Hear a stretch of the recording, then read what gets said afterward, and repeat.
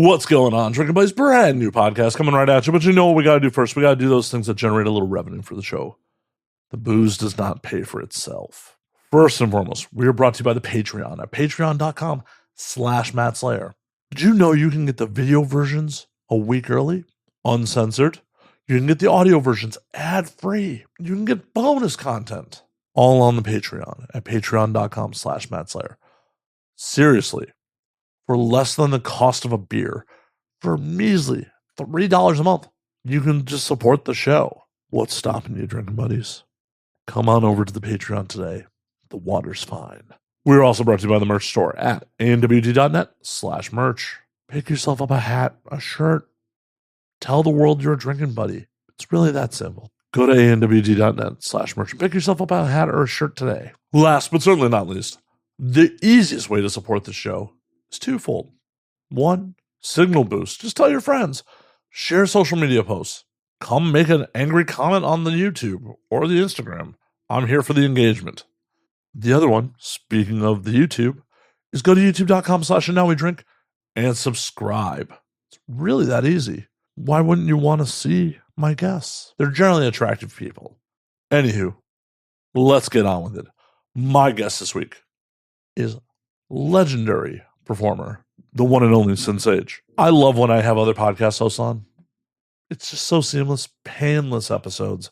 This gets a little dark at points, but oh my God, this was a fun episode.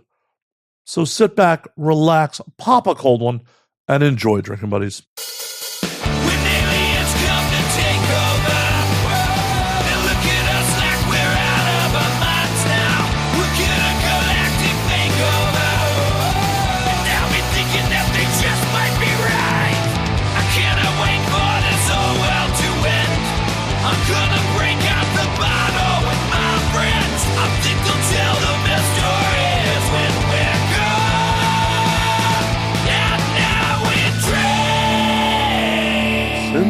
What is going on? Welcome. Thank you so much for having me. You're welcome. Sorry for making you brave Hollywood with a large vehicle. Yeah, it's a whole thing, but it's worth it. So you're used to it. You're like, oh, I just have this massive, fucking thing. Where can I leave it? I'm like, a paid lot down the street. Sorry. No, I figured, pretty much when we come out here or any city, it's like, got to find a lot, but it's got to be an open air lot. And that can be challenging. Like San Francisco, forget about it. We'll just park it in Oakland and take the train. Well, I'd be worried about someone breaking into it in San Francisco anyways. Yeah, that's what I heard. Yeah. I'm always worried about that, like to a certain extent, but. For fuck's sake, they robbed the road rules van back in the day. I'd be worried about any RV just being like, unless it looks like an RV that, unhoused people live in. Yes. So you got to camouflage it better. Yeah. Yeah. It's pretty camouflaged, but you could tell it's an RV for sure. So got to burn a little meth in it. Like just I'm not saying then they'll all start coming, They'll all crowd around the van. Shit. We smell something over here. Okay, what is a good distinct maybe just smear some dog poop on the outside, like not on the handles or anything. We do still have to live in it sometimes. So. Yeah, I'm not saying don't impede your ability to live in it, just camouflage it. Yeah. So no one thinks there's anything of value in there. Yeah, just us. That or just have a trailer and then inside the trailer just have a bunch of what looks like a homeless encampment and then just set it up around it when you park. Yeah, we just need those blue tarps and good to go. Just a couple blue tarps over it. Yeah. Oh, someone's living in that. Never mind. Yeah, obviously leave it. Hell, I don't even think parking enforcement will give you a ticket at that point. They think someone's living in it because they're like, no one's going to pay the fucking ticket. Yeah, I was like, not in this city. So. Nope. Urban camouflage. Yeah. We used to be stealth before because it was just a black van. And then over the pandemic, we put the top on it. It's like an RV top onto the van. So now it's not as stealth, I guess. It's like, yeah, someone's sleeping in that. But we do it anyway, so. Have you written free candy on the side yet? No, not yet. What's stopping you? Well, we're just, children. We don't like them, so. Adults eat candy too. Yeah, true. Different kinds of candy, though. Yes, don't who in the right mind wants to kidnap children? Like, duh, For real. that sounds like such a headache. Yes, like actually a headache. Yeah. Okay, cool. I kidnapped this kid. Now what do I do with it? Like, it can't feed itself. I mean, I guess if you like have small crevices that you need something retrieved from, like a child's worthwhile. But like, otherwise, like, Get why? a small dog instead. It's better. Oh yeah, I feel like that might. Well, I don't know how good you are at training it. That's 100%. Yeah.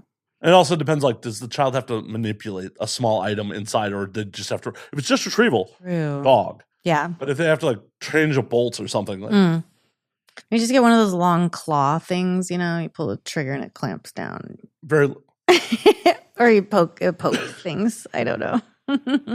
could be. Yeah. Okay, we'll stay with don't kidnap children. I think that's a good baseline, yeah. Yeah. I think it's an ego thing. I agree. I think that too. I think the common thing that like people like to criticize the child free about is saying that you're selfish. And I find that insane because I'm like, I'm not the one who is hell bent on having a little me running around like again, like in the face of all the horrors of the world. And this is even like, you know, I mean, the world is always full of horrors, and then to just be like, no, I'm going to pluck a soul out of the ether and force it to live life on this planet. Listen, I'm super grateful to be alive. I'm here already. So therefore I'm so glad that I'm here and all of that stuff. But I don't think it's necessarily fair to force another being to have to come to terms with that as well. I wholeheartedly agree. And it's also like, hey, I'm the, result of generational trauma. I don't need to continue the cycle. Oh my God. It's literally like I look back and I'm like, okay, my parents and then their parents and where that came from and their parents. And I'm like, it's so nice to know that I'm going to end all that shit. Right. I'm ecstatic. Like my bloodline ends here. Yeah. Mine too. Mine literally, this is it. Yeah. So I'm pretty stoked about that. Isn't that awesome? You're just like, that's right. 100,000 years of fucking people pumping out, my bloodline. Yep. Fuck you. Fuck you. I'm powerful. Right? I just undid all of your work. All of it. Yeah. Well, no, actually, it culminated with me. So not getting better. Yeah. Why keep trying? Like, this is it. This is the best it'll ever be. So. Right? Just, pump out some other ingrate. Like, no. No more. Come on. Do you really need more people on TikTok? No. That's all they're going to do. What age did you decide, like, oh, hey, this ain't for me? Gosh. So it had to have been probably around, like we call it the age of reason, which is similar to puberty. It's all kind of happening around that time. That was the time when I realized that God was a lie and religion is a tool of manipulation.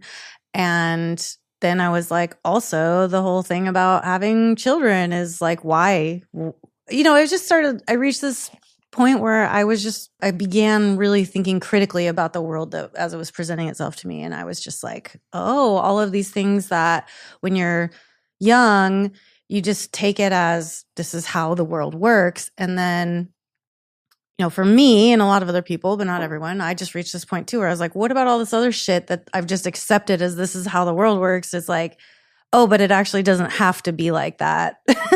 And it's especially not like for me, it doesn't have to be that way. And then I realized like, oh, I can do whatever I want with this. This is mine. This life is mine. And I can make it what I want to make it. And I can live it the way I want to live it. And if other people want to try to like guilt or shame me for that, like then their opinion is absolutely irrelevant and does not matter and just all that stuff. So that was around the age that I was like, And then thinking about, I could write a lengthy paper about all of the reasons why I don't want to give birth or, bring a child into this world, a lengthy paper. But, the bullet points would be, first of all, the physical shit that I would have to put myself through. Yeah. That sounds awful. It's stealing your nutrients. Yeah, it's stealing it's parasitically thriving off of me and growing out of my body. My body would change and there's ways that I am not comfortable with. And then at the end of that journey, there's a small little hole that it has to come out of, or some kind of scarring surgery, whatever. I don't know. And this is not to talk shit on other people. This is just my story. Right. Well, but this is just for me. I feel very disgusted by the whole ordeal. It's just revolting to me. So to put myself through that, I don't want to. Like, it's gross for me. And so there's that. And then the thing of that, I just look at it on more of like pulling the perspective out. This planet, we're all running around pretending like we're not destroying it, but like it's rapidly, yeah. I'm not pretending. I'm embracing it. Oh yeah. No. Yeah. I mean, what other choice do we have at this moment? Like we're beyond the threshold. Like it's going down. So I just can't see. And people like to say, oh, but like, for all you know, the child you make could be the one that like solves the problem and saves the world. And I'm like, well, what a fucking shitty expectations to put on this being you brought into the world. Like, well, yeah, and Hitler was someone's baby too. Exactly. I could also give birth to a fucking serial killer or something. Like, you never know. And also just thinking about the rapid decline of just the planet, like breathable air, drinkable water, that sort of thing. That's just not for me to bring someone into that shit. Like, have your hope, people. Like, do what you got to do. This is the only life you get, so live it how you want to. And I wholly agree that you should make those choices. And I really wish that more people that had children really gave it critical thought before they did. Same, yes. Like, if you want to have kids, cool, but really examine what that means to be a responsible parent. Yes. And that's the thing is, like, I have 2 or 3 people in my life who I know that had kids and did it for the right reasons and are incredible parents. Like, they're bringing people into this world that are going to be just like a unfolding flower of awesomeness. And I love that for them, But I think that's a minority. Oh, for sure. Like a vast minority. Well, and then, like, unless they're really awesome, the kid's going to be boring. You need some trauma to, make them entertaining. Don't worry, they'll get some. Okay, cool. As long as I get, like... Everyone does. Not everyone. Some people just, kind of like milquetoast and had a happy family life. And it's just like, I went on a date with a girl who was like, my mom's my best friend, and I ran from that. I'm like, yeah, you and I, we do not have things in common. Your mother's your best friend. I cannot relate. Yeah. Not that my mom listens to this. Like, hi, Mom, love you. You're not my best friend. Yeah, I mean, she's not my best friend, but I love the shit out of her. Right. There's different levels. So, like, yeah. And that's the thing. Like, nobody knows what the fuck they're doing when they're raising children. No. And yeah, and that's an interesting part of becoming an adult too, that didn't like jump into that at a certain age. Is that like nobody really knows what the fuck they're doing? No. Like the CEOs, like no, they don't really know. They're just like. I've quoted him here multiple times. One of my favorite directors, Marcos Rivera, like to say when I worked for him when we were on set all the time, it's like, everyone's LARPing at this. Yeah, everyone's LARPing at everything. Yeah. Like, not just what we do, like the whole world. Oh yeah, no, he meant life. Yeah. Everyone's just LARPing at this. Yeah, for sure. That is too real, Marcos. Too real. Fuck.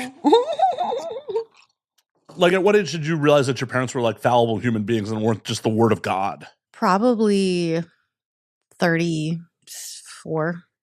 Yeah, it's like not that long ago in the grand scheme of things. I mean, it's almost like I'm still kind of like discovering things. My mom will never listen to this, so I'm just gonna. Oh, I've heard. She's not a fan? Aw. When I was in my 20s and she would tell me things about other people and she's like complaining about them. And I'm like, oh, I can't believe they're doing and saying those things. That's crazy.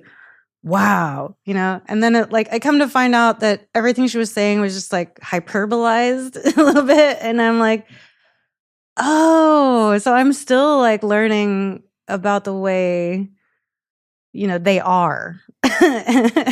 And same thing with my brother, where it's just like, and usually I talk to him and I'm like, Mom says da da da da da da, and he's like, no. Like, okay, okay. Yeah. So, he's just, but that's people, right? If they're in your life, they're just continuously unfolding, revealing themselves. We're all just, onions and shit. Oh, for sure. But it's a weird realization when you're like, oh, because when you're small, it's like effectively what your parents tell you is how it is. It might have been come down from the mountain with Moses and the fucking tablets. I mean, literally that, right? Yeah. Like if your parents say this religion is real, read this Bible and all that shit really happened or whatever. And you're like, well, what else do I know? That must be the way things are because that's the only thing I've been told. And right. This is the people that provide shelter and food for me and brought me into this world. They must know. They must know. Why would they lie to me? Yeah, why would they lie? But then they do a lot. A lot.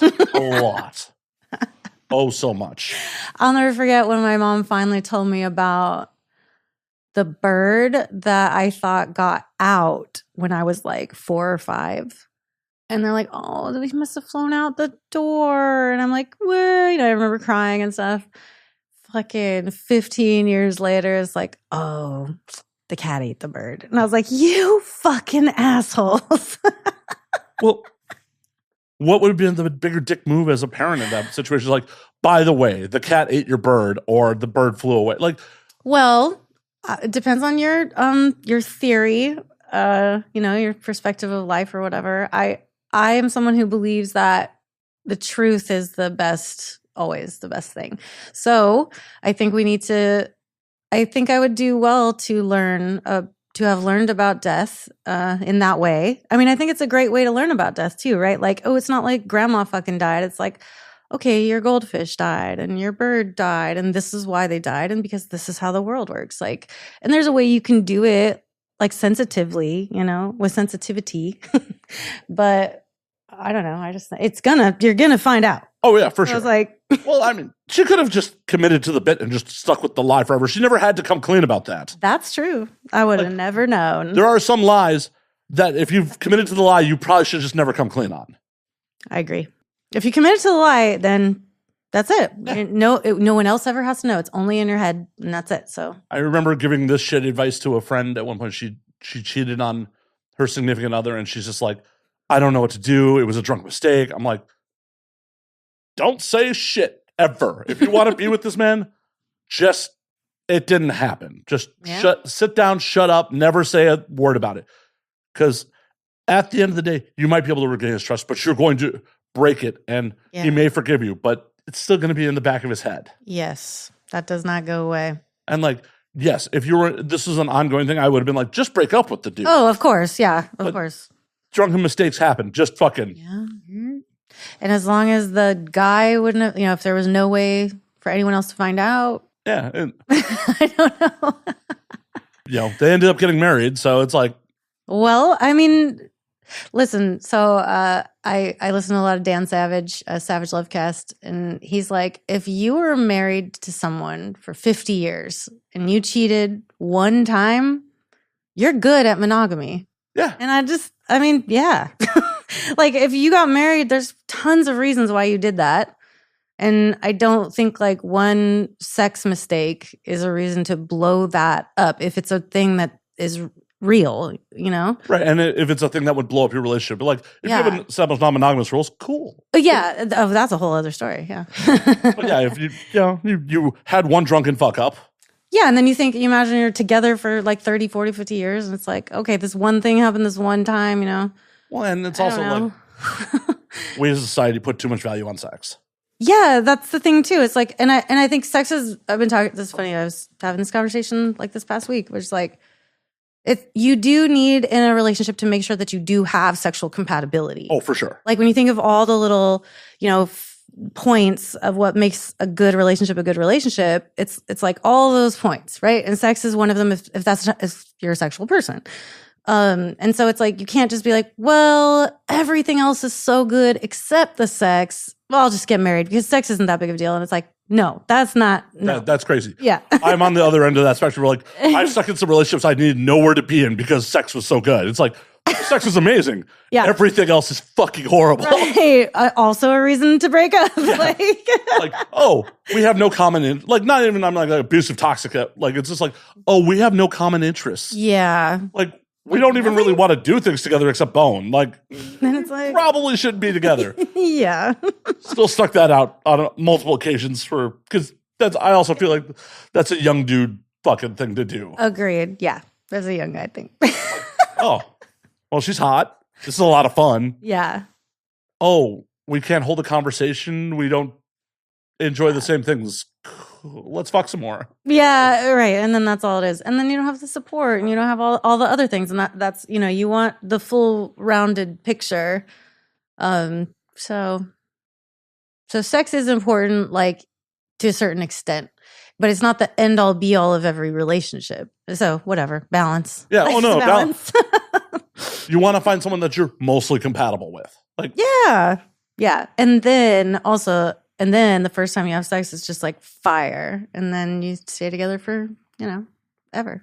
14, hopefully. 15 years. And even if the sex isn't completely fire the first time, like if there's room for growth. Room for growth. But you got to have some chemistry. Oh, yeah, no. You got to have it where it's like the first time you have sex, even if it's not the best time, it's like, oh, there's something here between us. Oh, for sure. I think. You got to be like on similar pages. Like, yeah. If I'm wildly attracted to you and you fucking starfish on me, I'm like, well, totally. Sorry. This is not going to work out. Like, damn, you're so hot, but there's like nothing in there.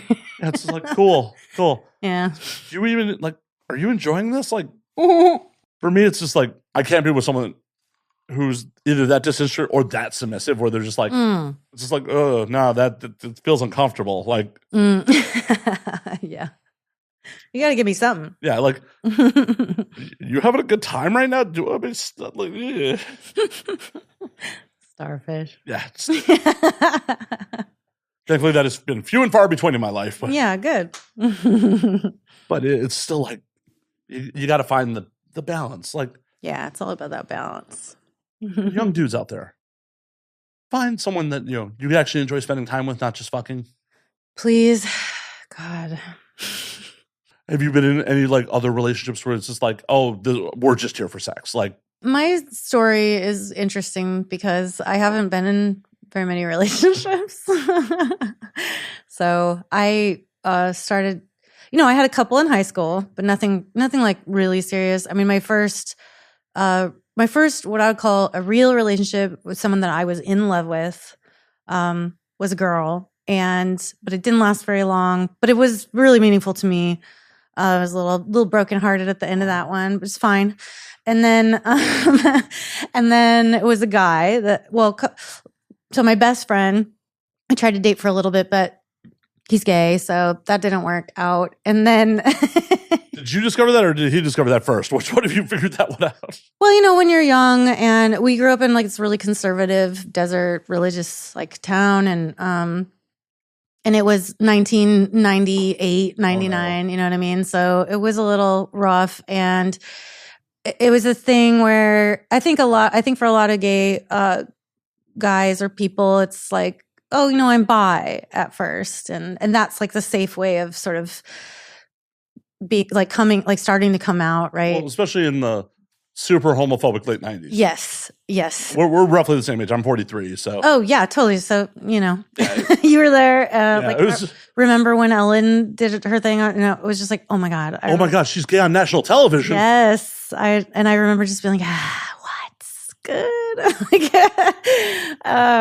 And why did she have to turn out to be a monster? I know. Well, it's the same thing like, what Bill Cosby did for comedy, for Black people representation in comedy and on TV and with the Cosby Show. I mean, amazing things. And also at the same time, he's a rapist. So, people contain multitudes. Bill's a lot worse than just a rapist. Yeah. Oh, like a really fucked up rapist. But, but it's just like, and I think that's a really important thing that the past few years has been coming up a lot in like media and stuff, that nothing is black and white. People are not black and white. Like, you can have someone that does these amazing, incredible things and at the same time is a monster. And so it does suck about Ellen a lot, but I still want to say with Ellen specifically, like, if it weren't for her, I don't think we would have made the social advances we did with the queer community and stuff, or it would have taken a lot longer or whatever. So I can hold those two things at the same time, kind of. But yeah, so anyways, getting back to my little life story here. Tangents happen on the show. Don't worry. Tangents happen all the time. I figure it's a tangent show. That was the working title for a little while. That's a good title. No, I'm kidding. But yeah, so, and then I was with a guy for a while, and he was kind of like my first real sexual relationship. So that was great. Broke my heart too, but it's okay. And then I got with my ex, and I was with him for 9 years. And I don't want to say probably shouldn't have been. I don't regret anything. I wouldn't change anything if it meant that I wouldn't be where I am today, who I am today, with who I am today. Like, it was all worth it to like be here now. Well, that's but 100%. Like, regrets should be for what you didn't do in life, not what you did. Agreed. Yes. I like that. Yeah. So I don't regret that I stayed for too long, but I definitely stayed for too long in that relationship. So many terrible things happened. And I'm sure at the time you're like, this is the right choice. Like, oh man. No one consciously goes out like, you know what? I'm just going to make the wrong choice today. Totally. Yeah. But there was a moment where I was just like, yes, I'm miserable and this is my life. I will just be miserable. That's fine. I'm glad you got free of that. Me too. Obviously, for so many reasons, me too. But yeah, so I was with him for 9 years. And then I was like, when I finally got the strength and the courage to leave that situation, I was like, oh my God, I'm an adult woman and I'm single for the first time as an adult woman. Like, I am gonna go and fucking be a slut. I'm gonna have my slut era. I set this, I was like, I'm gonna be single for at least 2 years. And literally 4 months later, I met my husband. So I've had lots of fun, like sexual escapades and adventures and stuff, but I don't have a lot of experience with like dating people. I wasn't really ever dating, like out on the market. Like, so the 4 months, it was like I had a OkCupid account and I hooked up with a couple like porn dudes because that was just like safe and what I knew. And easy. Like, yeah, it was super easy. It was really fucking easy. And then like I met one guy on OkCupid that had it was awkward as fuck when I met him. And I was like, okay, this isn't going to work out. But then we kissed at the end and I was like, oh, okay, well, that feels good. And that was when I was kind of learning, like, you can have like physical or sexual chemistry with someone without having any like emotional chemistry. And so then we hooked up and that was actually really good. That was a good sex time. How long after that date was like that night after the kiss or? No. So the kiss, and then it was maybe like a week later we made plans. And then that was it. That was the only time. And then I also met a girl and she was playing this whole like, well, I'll come over, but it doesn't mean, I'm like, oh, you don't have to do anything you don't want to do. And then she's like, oh, fuck, who am I kidding? I was like, all right. In my anecdotal experience, when the other party brings up sex without you ever mentioning it, they're looking to bone. That has been my anecdotal experience. That is what happened. Yeah. It was just like that. But yeah, so that was great and fun. And I had a couple other like girly encounters. And I fucking met this guy, and the rest is history. Awesome. Yeah, it's great. We're super happy. And like all those experiences showed you what you didn't want, what you did want, and got you here. 100%. And it was really funny because I did a scene earlier today, and the line that the other character that she had was something about, so like, yes, I am trusting you from meeting you on a dating app, but I'd rather be vulnerable and take the risk of getting hurt than close myself off and like miss out on a possible opportunity. And it was really funny that was in the script because that's like literally what we said to each other at one, like in the very, very beginning, is like we had both been in some pretty serious relationships that were just really shit. And so we both had just came out of them and we were like, hey, we're just having fun. we're just here to feel good. But pretty soon it was like, holy shit, like, we're falling really fast. And we were just like, dude, let's just like do this as long as it feels good. If it stops feeling good, we'll move on. And that's just life. And we were both like, yes. And here we are almost 14 years later. So. Oh, shit. It's fucking awesome. So I loved that. Like anytime a little nugget like that pops up where, it reminds me good things, and it was nice. It was a good day at work. Also, because it was with Little Puck, and like, I don't know. I'm sure she has amazing chemistry with everyone, but I feel like it's special. Well, that's a sign of a good performer. Yeah. Hell yeah. Makes you feel like, Fuck yeah. Mm-hmm. Puck's great. Puck's great. That's what I love. That's always what I'm hoping for, trying to be, looking for in my performances. And like hopefully capture on film with the camera. Yes. That's the key. Quasar was tweeting about the scene already, by the way. Oh, okay. Yeah. He was like, I wish all of my work was like that. Yeah. Like, it's a good day at the office where Quasar's tweeting about it before like you're barely off set. Yeah, exactly. And I'm like, thank you. To pull it back a little bit, it's funny when you're like, oh, I want to be single for 2 years. I always find when like people set hard and fast rules about shit like that, they never happen. That's when it it's just, and this is why, like, so many people that are seeking a person. They're like, where's my why can't I, God, with this again and that again? And I'm just like, you know what? The second you let that shit completely go and you focus on something else entirely, the second that you're like, I genuinely do not want to be with another person, and you focus on yourself and having a good time, and like, that person's just gonna trot right up into your life. Well, yeah, because no one should be completing you. Everyone should be your awesome plus one, not that's my other half that completes me. No, you should be a whole fucking person. Yes, bro. Like, who the fuck wants to be like, oh, cool, half a partner, cool. Yeah, half a partner. Let me fill in the gaps for you. Yeah, no. Nope. We're two complete people who complement each other. Right. And that's how you have a good team. Like, right. It's always a quest to the awesome plus one. Like, this is my awesome plus one. Yes, not my obligation. Right. Yeah. And if you're feeling that way, shouldn't be there. Yeah. Don't be afraid to be alone.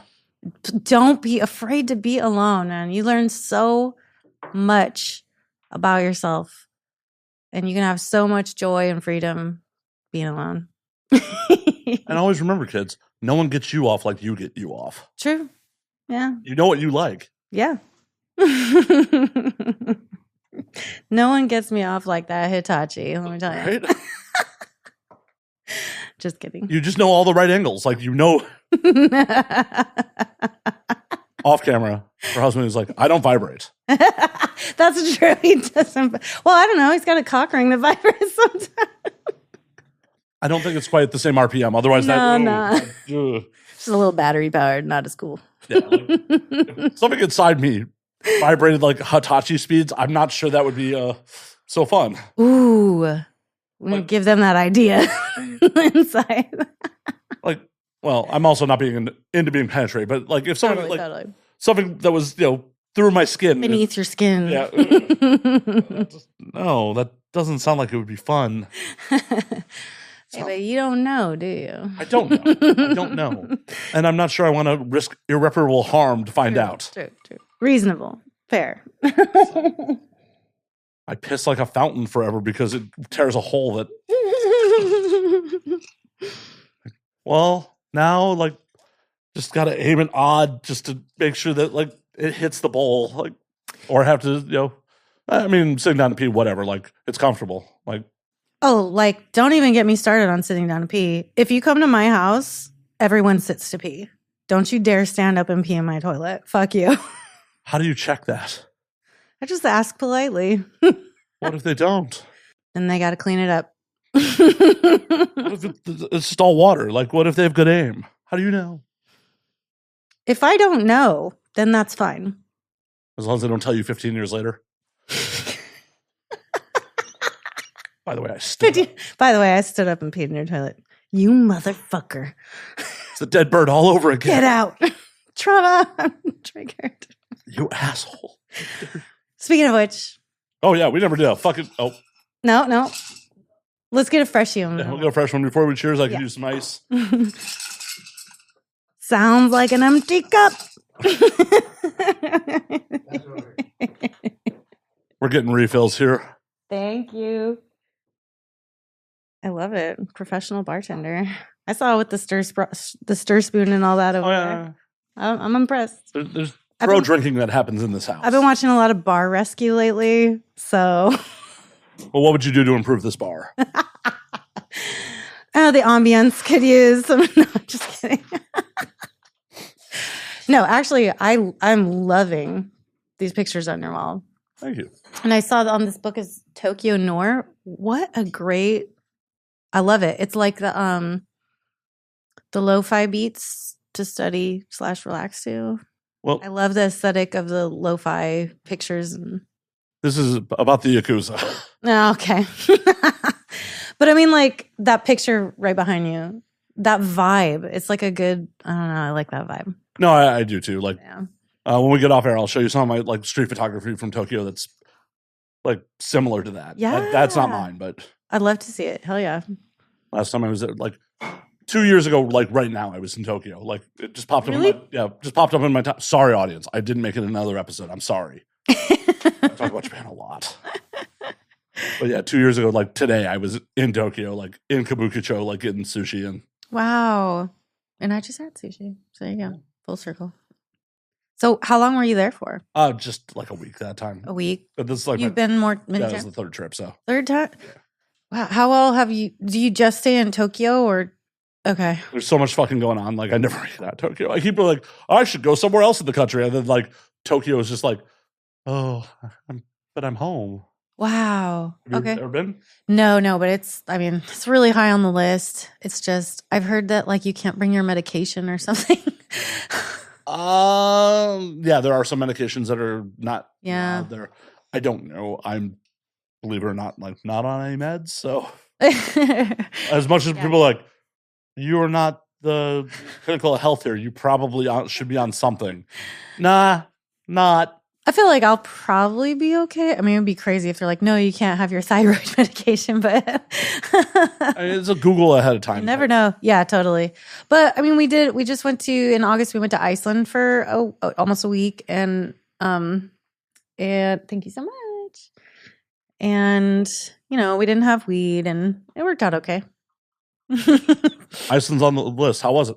We had an amazing time. Yeah. I would say we spent most of our time in and around Reykjavik, which is like the main city. And then as long as you get a rental car, go yourself. Like you don't need to book with like a tour or anything like that. Oh, never book a tour guide. Yeah. But we did this thing called the Golden Circle. So it's like a drive you take and you stop at all these points. And that was awesome. And it was just like, we left being like, we cannot wait to go back and do more of like all the way around the whole country type thing. Maybe rent one of those campy van things out there and do that. But it just feels good there. It's just a good vibe. And it's not as cold. I expected it to be like Alaska because we've been to Alaska before too in the summer.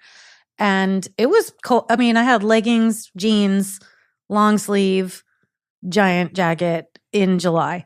And so I was thinking, oh, is it going to be like that temperature? But no, there was one day that I was wearing a t-shirt and I was like, it's hot. Because also, like I've been in New Zealand too, and they're very close to the poles. Like Iceland's way up there, New Zealand's way down there. It feels like the sun penetrates harder. Like it's so bright and hot. So keep that in mind if you're there in the summer. have your long, have your jeans, have your long sleeve, but bring a couple t-shirts. All right. Well, normally my outfits are t-shirt and then add layers, so I'm okay. Yes, exactly.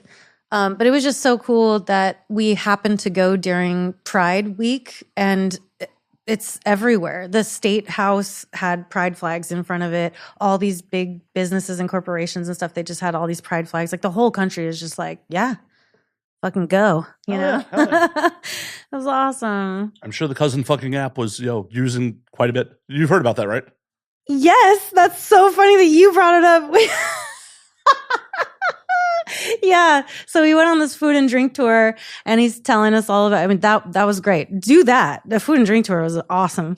And the guy was just telling us so much shit and we learned so much. And he's like, so if you start dating someone, you have to check this app and make sure you're at least 7 generations away from each other. And if you aren't, then you can't be together. And he's like, so tell me a name. Tell me a name of someone that you know from Iceland or whatever. And we're all like, Bjork, obviously. And he's like, okay. So he looks it up and he's like, he is like 4 generations away from Bjork. So every person in Iceland who's ever been, like, you can look up their name and find out how far away from you they are if you're Icelandic. And then the same thing about the names. There's a list of names that you can name your children.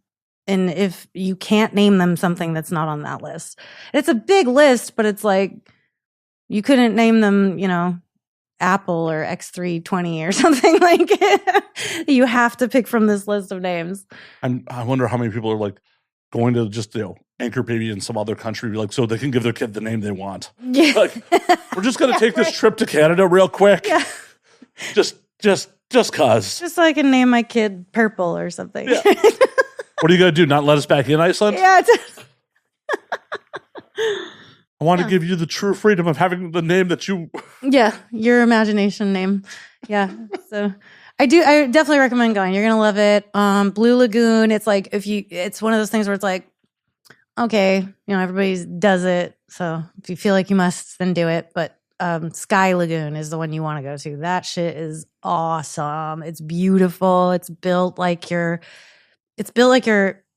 in water on rocks, just nature, which we know it's like they built this shit, but it looks like they didn't. And it's really nice. And you can be soaking in the tub, like right on the ocean, and the sun, you know, never totally sets, but it's golden and like, this is fucking great. It's on the list. I want to go. I mean, I am such a city person, like when I travel. So like the way well, then you will love Reykjavik. Yeah. It's not that huge of a city either. So yeah, I'm down. Like, yeah. The way I travel is like I generally get like a hotel or an Airbnb in a neighborhood and then like go into a pub and be like, so what should I see in your city? Yeah, that's good. Yeah. I like that. Like, I don't want tourist attractions. I don't want to do touristy shit. Like, yeah. Oh no, I want to check out locals restaurants. I want to go Yeah. check out local pubs. Like, I want to drink with locals. Yeah, same. But I mean, so we went to Europe a couple Octobers ago, and I was like, we only had a couple days in every city that we went to, so I was like, let's do the touristy shit. I mean, at least, like, you know, there's some things where it's like you got to do that. We got to see that. If I'm in Paris, I got to see the Eiffel Tower. Yeah, I've been in Paris. I've been in Paris. Never seen the Eiffel Tower. Really? Yep. Was there for one day on a like 12-hour layover on the way to South Africa. Yeah.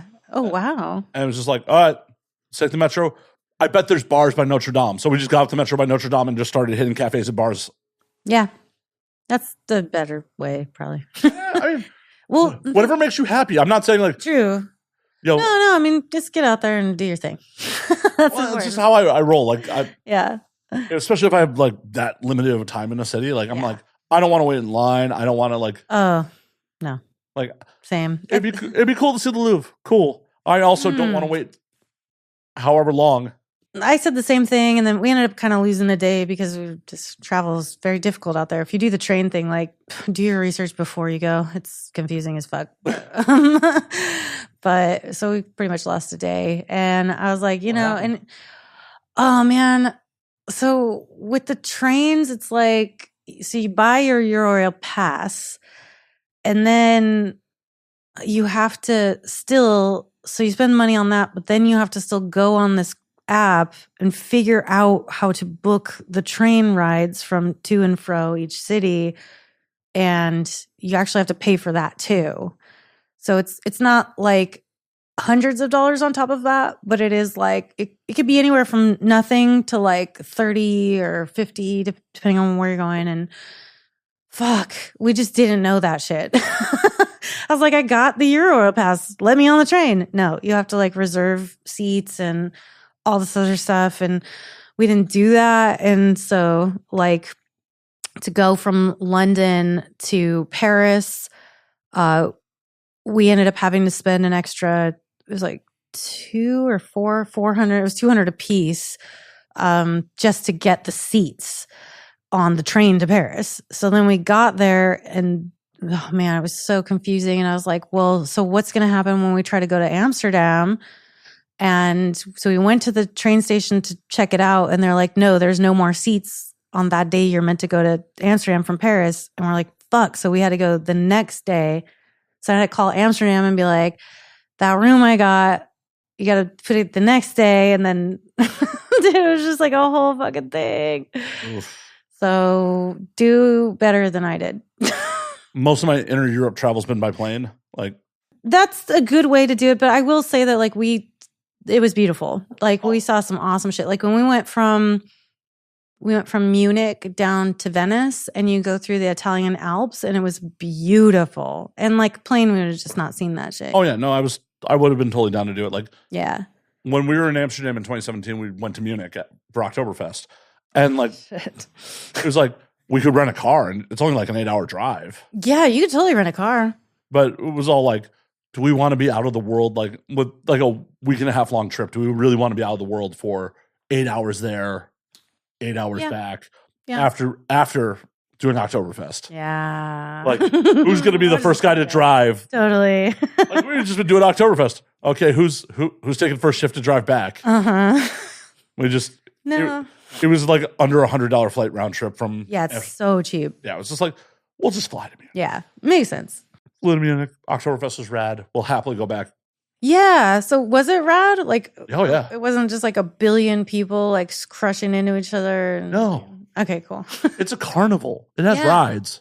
Oh, right. There are fucking rides. Yes. Well, and the reason it's rad is you can't drink outside of the beer tents. It's not like some fucking, trashy American carnival where everyone's just, yes, people are drunk. Sure. But they're not walking around with their open containers being like shitty, like in the public spaces. Like, yeah. You can only drink in the fucking tents. Mm-hmm.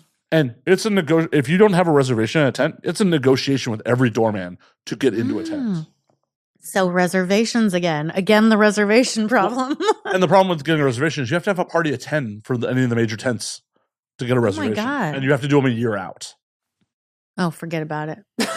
Fuck that shit. I want to do it. I want to get like a full on like, all porno fucking. That's true. If you're doing a collection, then that makes more sense. Yeah. Because I think it would be awesome to like maybe rent a house a little bit outside of city center Munich. Yes. Munich is beautiful. Oh, yeah. We went through there. It was really nice. Yeah. Like we did one day of Oktoberfest and then we did one day just bumming around in markets and shit like that. Yes, totally. I'm like, I want to spend more time in Munich. Yeah. I didn't love Amsterdam. Amsterdam was not really my jam. Was that the only time you ever went? Mm-hmm. How many days were you there? Grand total of like 8. Oh, wow. Okay. That was a lot of days in Amsterdam. 4 days in Amsterdam, bounced to Munich for 72 hours. And then went bounced back to Amsterdam for another like 3-4 days. Okay. The rest of my friends went back to the States. I bounced to Helsinki. Oh, cool. I went to Helsinki for like 56 hours by myself. Yeah. Had a blast in Helsinki. Like, love Helsinki. Want to go back. Yeah. Okay. Then bounced back to Amsterdam for one more night. Yeah. And then flew back to the States. Yeah. It's definitely, if you have your pick, if you could land anywhere, any airport in Europe, it's like Schiphol, Amsterdam is just usually the cheapest and centrally you can get. Oh, no. I have flown through that airport a bunch of times. So many times. Yeah. But same. actually, like the city itself, my problem with Amsterdam is like the food's not great. Yeah, they don't really have like, oh, here's the food of Amsterdam. It's from everywhere else. Well, and none of it's done particularly great. Yeah, it's fine. It's like, oh, cool. All you can eat ribs. Yay. Yay. Did you go to that American restaurant from Ted Lasso? It's like a cowboy restaurant in Amsterdam where you did mushrooms. I did not. We did end up in a steakhouse called Cannibal Royale, which was pretty rad. Oh, I just like the name. It's radly decorated. And it was one of the few places that was open serving food late. That was also my giant beef with Amsterdam. It was like, oh, I can drink till 5 a.m. Good luck finding any fucking food at 5 o'clock in the morning. Yeah. Yeah. I've only been there twice. Well, actually spent time there twice. First time I was 19. So a very long time ago. And we remember he had also gone, obviously we didn't know each other then, but he had the similar time. And I remember I had gone for the cannabis cup thing. So I literally had a High Times magazine, and in the back of it, it's like, here's these packages to go to Amsterdam for the Cannabis Cup. And I was like, let's do this shit. So we went, and I remember the weed was like, oh, it was so good. And we were smoking it everywhere. And it was like, this is such a revelation. But that was like 2003. Right. And so we went back, like I said, a couple Octobers ago, and we were just like, literally he's Googling, you know, what's the best weed we can get here. And all the reviews were like this one place. So we go to this one place, and, you know, you can only pick up, I think, like 5 grams or something like that. And you can get hash, which is cool, because out here you can't really. But so it's like we got a little hash, and then we got the weed, and when we're looking at the weed and then smoking the weed, and I'm like, this ain't shit. Like, the weed we have now here, so good. Oh, for sure. Like, so much better. It's better than nothing. I will tell you that. Having the access to the weed out there was like, thank fucking God. No, it's just how it's changed so much in the past, 20 plus years. It's really not that impressive. It's like, if you want to do weed tourism, come to California, come to fucking Colorado. Like, right. Don't go to Amsterdam. We have botanists that have perfected this shit. Like, science. I went in 2017, and like, I'm not a big weed smoker at all. Anyway, okay. So I'm like, my friends were like, "Oh, let's go hit a cafe." I'm like, "Okay, sure." I mean, when I didn't smoke because, like, really, THC just okay. For sure. It's my nighttime thing for sure. Yeah. So it was just like, and you know, it's like, cool. I live in LA. Like, this isn't a, what do you call it? Like, this isn't just like a special thing anymore to come here and do this. Like, right. Like, I could throw a rock and hit like 5 weed shots. And they're all amazing. Right. But you can get hash out there. You can't really get out here. I did do psychedelic truffles in the canals. Yes. That was fun. Tell me about that. What do you mean in the canals? Like, did you get on a boat? Oh, not on mushrooms, sadly. Okay. Did get on the boat. The 4 of us did get in a paddle boat. And that was one of the better moments of the trip, because that was just pure ignorance. First, because we didn't think about this much. Me and one of the other larger dudes, we decided that we were going to be the ones doing the paddling, because we're the bigger dudes. We should be the ones doing the paddling. Absolutely. It started going down. Shut up. There's too much weight in the front. What? We're like paddling. It's like, okay, we need to rearrange. So the 2 skinny dudes had to like do the paddling because for ballast. And then the 4 of us are just in this paddle boat, rolling up next to other boats and just being kind of ignorant. Like, yeah. We literally asked some party boat, "Do you have any Grey Poupon?" Oh, come on. That's funny, though. Yeah, for us. These Europeans are like, what? The fuck? Go to France. But we just, bummed around on the canals. Like, yeah. The paddle boat, like, that's awesome. Playing Lonely Islands. I'm on a boat. Of course. Doing flips and shit. Yeah. There were some good times in Amsterdam. It's just like, of everywhere else I've been in Europe, it's just like, also, the problem is the red light district gave me like Vegas tourist vibes. Like, it felt like there was a lot of people who were coming from other parts of Europe to just scream woo.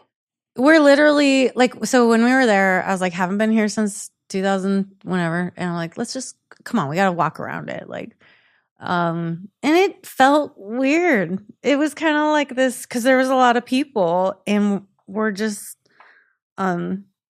people always talk about like the meat market or whatever, but that felt literal. Like, and I wanted to, because of a lot of different reasons, I guess.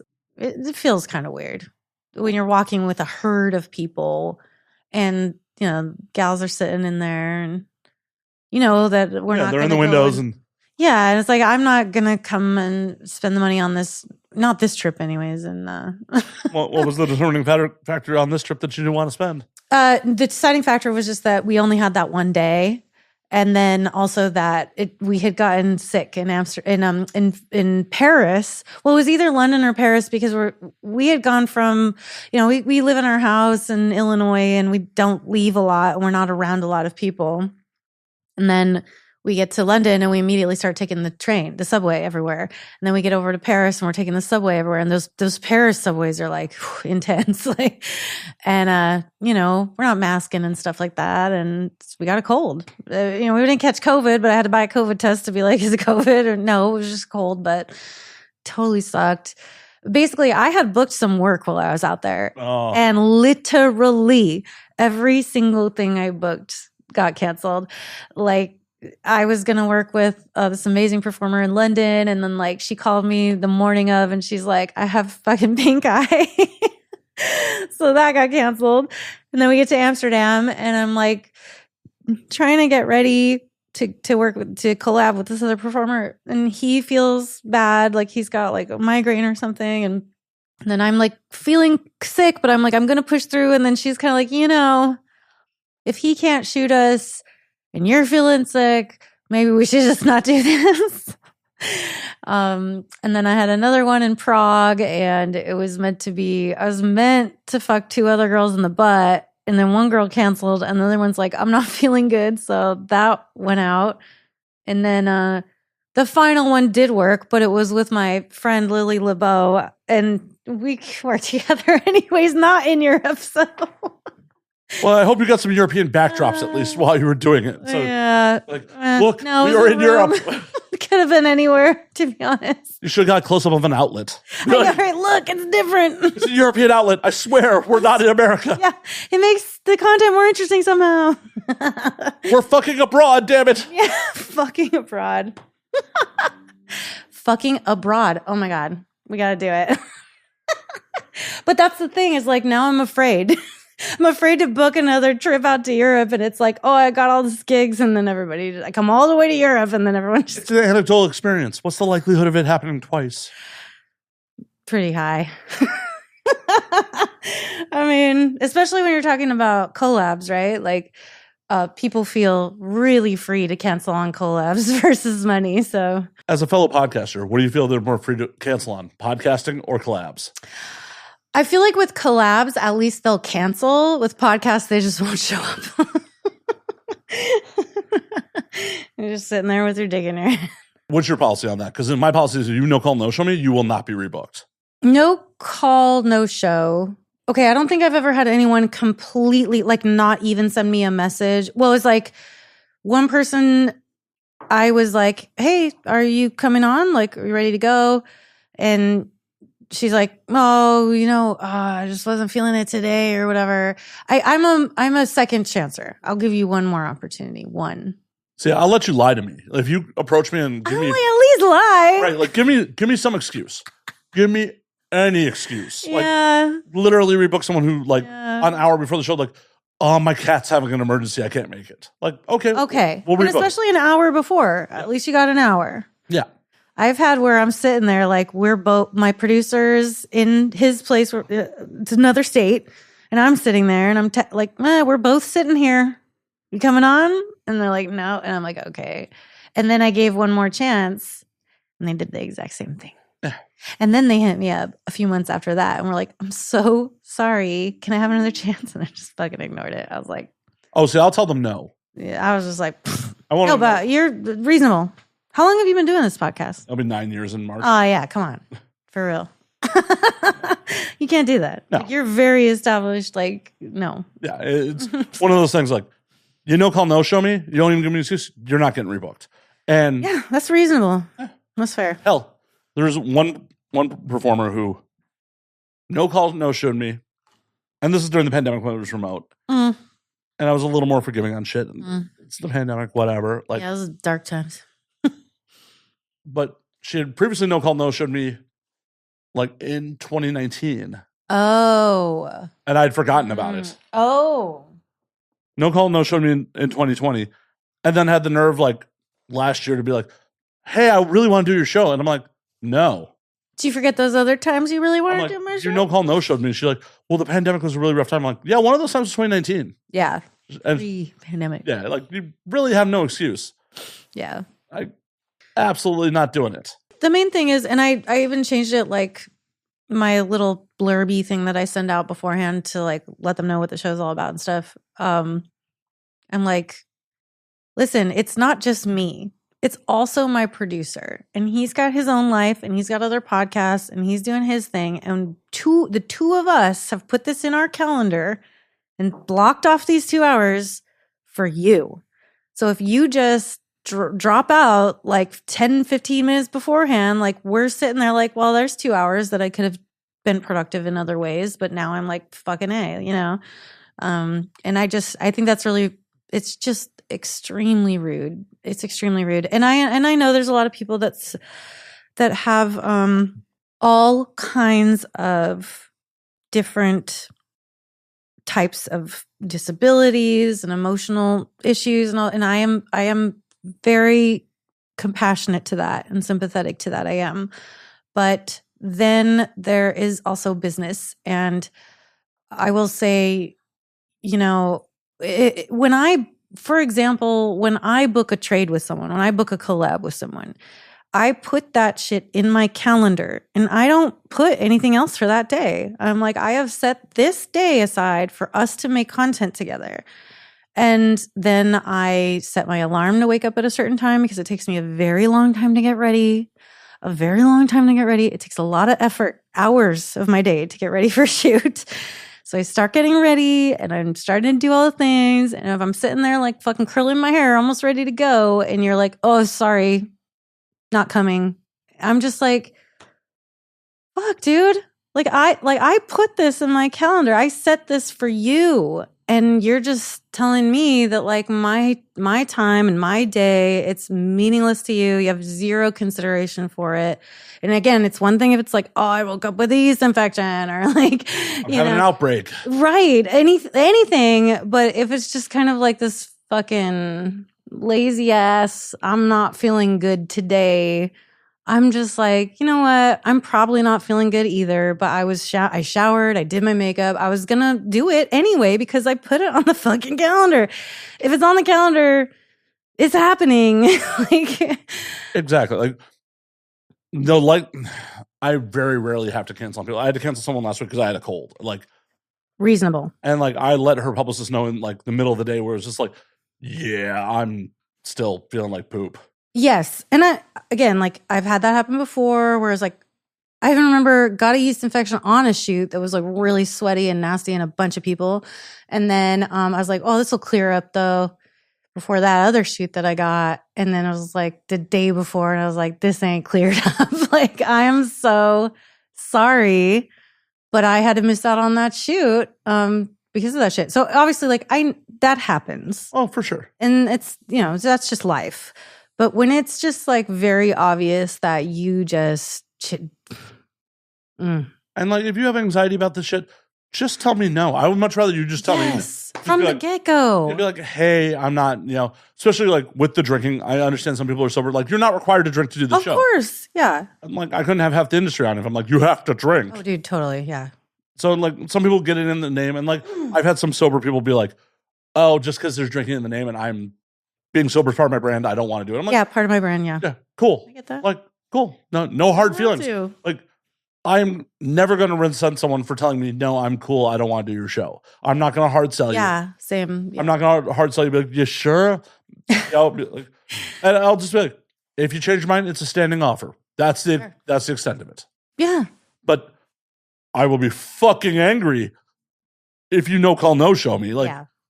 I have so much other shit I could be doing right now. Yes. And then it's really, really hard to redirect. Like, and like this one day that I am actually thinking of telling that story where she just canceled on me, like as I'm almost done getting ready. I have to like, you know, like recenter, like brush off everything of what I thought was going to happen. And then it's like, okay, I'm ready. I did all of this. We've got to shoot something today, you know? And we pulled something. We did a couple clips and shit, you know, and it turned out great. But it was just like that whole redirecting thing. It could go several different directions depending on your mood. And it's hard. Oh yeah, for sure. For sure. It's just. Yeah. And it's short-sighted on the other party's part. Totally. It's like, these things are just promotion for you. Totally. Like, if you don't want to promote yourself, cool. I will happily book someone else who does. Yeah. Yeah. Yeah, I finally reached the point where I have some people actually reaching out to me Nice. wanting to be on the podcast. So, yeah, it's cool. I mean, you're 2 years in. Yeah, 2 years in. I'm at just crossed the 50. Yeah, you dropped 50 today, right? I think today was 51. Okay. I thought it was 50, but My 50 was it was Laura Cross, and it was also the one that was right after the election. So I had to well, I'm very queer and sex worker rights. Like that's my jam. So I talk about that shit all the time. And and then I was like, come on, people vote and all this stuff. So I couldn't just not. Oh, I know. I was doing the editing for the EPA United videos, by the way. For the what? EPA United video. Oh shit! Yeah. I edited your video, so. Oh my god! Awesome. My little fucking TikTok that I shot. Yeah. I decided, no matter what my feelings are on the election, that I want to provide a distraction for people. I don't want to. Yeah. No, everybody's got to pick their thing that works for them. Yeah. I have my opinions. Oh, I have my opinions, and I haven't been subtle about them online and shit. Okay. But for the show, I did an episode with someone who is very blue, directly afterwards, and I'm just she's I don't want to. I'm like, oh, we're not going to. Yeah. I feel like as entertainers, I would rather provide a distraction for people that are potentially feeling dread right now than help reinforce that dread with one of my shit takes. I'm not I'm not a political scientist. I have my opinions. Don't take anything I say as gospel. Please don't take anything I say as gospel. I'm a drunk idiot. Take what I say as gospel, okay? This statement, not endorsed by Now We Drink. No, but I understand. And that's something that I bring up a lot too, is it is up to the individual entertainer to decide for themselves how deeply into any political type of realm they want to be. I've got friends, and I've wavered on this myself over the past 20 some odd years, is maybe I should just shut the fuck up. And, obviously 20 some odd years before Twitter, it didn't fucking matter. But then Twitter came out, and it was okay, are we going to talk about this or not talk about it? Are we going to say things? Or what are you going to do? What's your thing? What's your and I have no problem talking about it on other platforms. Right. It's not like I'm apolitical or don't have opinions. Yeah, okay, sure. Yeah, it's just this particular platform. I just want to be the distraction. I just want to be a distraction. Yeah. I just want to. That's why I watch Bar Rescue and Bluey. Right. Distract me. I want to sit with people in the industry, just other entertainers, tell silly stories. Yeah. Talk about life. Totally. Relatable topics. The things that we've talked about tonight should be relatable to pretty much everyone. Yeah, totally agree. Be distractions, not just be hey, we're here to reinforce your dread, or right, here to give you bragging rights, or any of that. Any of that. No, I would rather be so fucking. Let's talk about fucking. We're getting fucked up in Amsterdam. Yeah, totally. Part of the problem with the podcast space in general is people that are not pundits and have no business being pundits have become pundits. Mm-hmm. Well, that's not just the podcast space. That's all of media. Yeah. I think they'll just pull anybody on Fox News to start talking about a bunch of bullshit, who has zero qualifications to do anything, but it's what do you have to say about this? Is that paying gig? I'll do it. Right. And that's probably what they're thinking too. So for me, I was just, again, it's you have to make a decision about whether you're going to talk about what you feel or not. And if somebody makes that choice, we're I'm just here to make money. I'm not going to alienate anyone from that. More fucking power to you. I am here for the sex workers. Do what you got to do. But I've got too much of a. If someone comes on here and says something that I wildly disagree with, you're going to say something. Yeah, in most cases, I'm going to say something. Sometimes I just redirect because. Yeah. It depends on the statement. Yeah. Because I've had some wildly conservative people on that said some things that I did not particularly agree with. Oof. And it was just redirection or. Are we going to get into it? I'm not here to debate someone. Yeah. It's one of those things where if I was here to debate someone, that should be the ground rules before we fire up the mics. Yeah. If we're here to okay, we're going to throw it down and we're going to debate. It's cool. To start it off mid-show, especially with someone I don't know. Yeah. It's just it's not the vibe. So I rather just. Yeah, I feel that. I'd rather just redirect, change it. And then going back to the table, it's I kind of wish I'd push back a little harder on that. But it's also in the moment, I'm trying to keep the show flowing. Understand. Yeah, that makes all the sense for sure. And it is a show, and you've been doing it for 9 years, so it's like, you know, you got a thing. You got a thing going on. I had a very conservative comedian come on talk about that she believed in flat Earth, and like the first thing I said in response was like, "That's above my pay grade. That really doesn't affect if I go to work tomorrow or not." Like, right? If that is 100% true, and the elites are harvesting the minerals on the other side of the ice wall, literally does not affect my life. Oh, is that the why? I've never understood the why. Like, if the earth was flat, so what? Like, why would they lie about it kind of a thing? But I guess there's theories. Yeah, there's theories that there's precious minerals and shit on the other side of the ice wall or some shit. And either way, because it's not like people in Africa, children with one arm, like mining cobalt and dying early for. No, that's not happening. No. Elites on the other side of the ice wall or whatever the fuck. Exactly. Like, I've often said that, like, I don't want a diamond unless someone died for it. Yes, exactly. I mean, otherwise, who cares? Right. How is this valuable? It's just a rock. It's just a piece of carbon. If no one died for this, it has no value. It has zero value. Like, you can't have lab-grown diamonds. No one died for that. Yeah. No children died for my diamonds. If children didn't die, I don't want it. Babe, I love you forever. This is worth 10 dead children. Yeah. Oh my God, you do love me.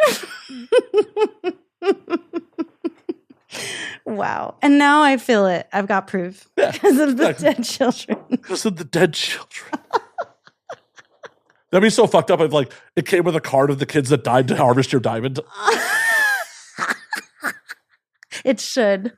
It fucking should. De Beers, where are you at on this? Yeah, go on. Diamonds are forever. Children aren't. Oh, fuck. That's good.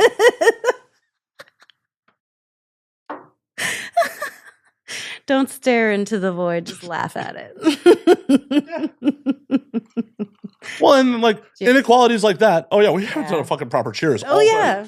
Cheers. Cheers to Cheers. that. Cheers to dead children. Yes.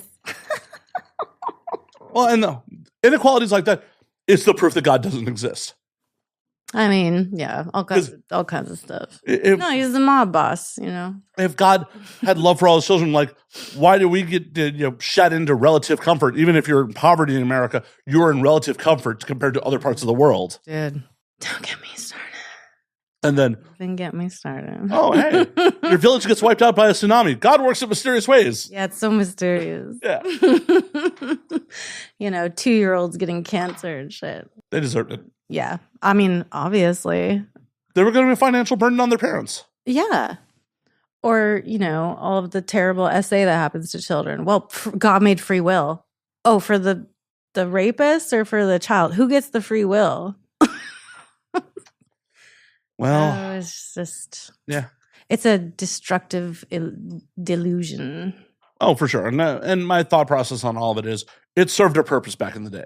When we were all in tribes, it was a good tool of control to keep the tribe together. Yes, but the Native American people were in tribes and their religious beliefs were not so harmful.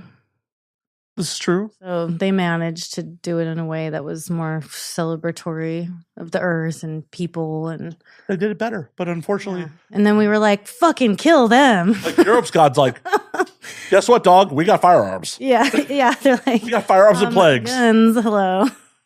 Well, we win. It's honestly more the smallpox that, wiped out. Yeah, that was a good one. Well, because Jackson. Some historical records, like, before Europeans brought smallpox to the New World, like, the native populace was big enough that Europeans probably couldn't have come through and marched through. It was just the diseases that really did the job. Yeah, it's pretty powerful, as we learned a couple years ago. Oh, no. It was God's will that a couple million people died. Yeah. Well, he did that before, I guess. But he could have done it with a flood again. He's like... No, he said fire next time. Oh. Instead of... So it was disease instead. I don't know. It's just too mysterious. Right? All the mysterious ways. Yeah. As I've said multiple times on here, it's like, those rules were written by people who didn't shit indoors, did not know what indoor plumbing is. Yeah. Mm-hmm. Do you really, really want to follow the rules? Are you wearing mixed fabrics right now? Yeah. Are you eating fucking shrimp? Okay. I wish. Yeah. Well, I'm gonna burn because I just had some. So Jealous. also tattoos. I got a few of those. So I'm really like buying my ticket. I'm making my reservation. Sex for non-procreation purposes. Yes. I got fixed. So did he. So only non-procreation purposes. Can't take that back. Yep. Yeah, it's silly. And unfortunately, because a lot of people can't identify that their parents' word is not the word of God. They just continue say to it propagate. And it's interesting to think that statistically where you're born in the world determines what God you believe in.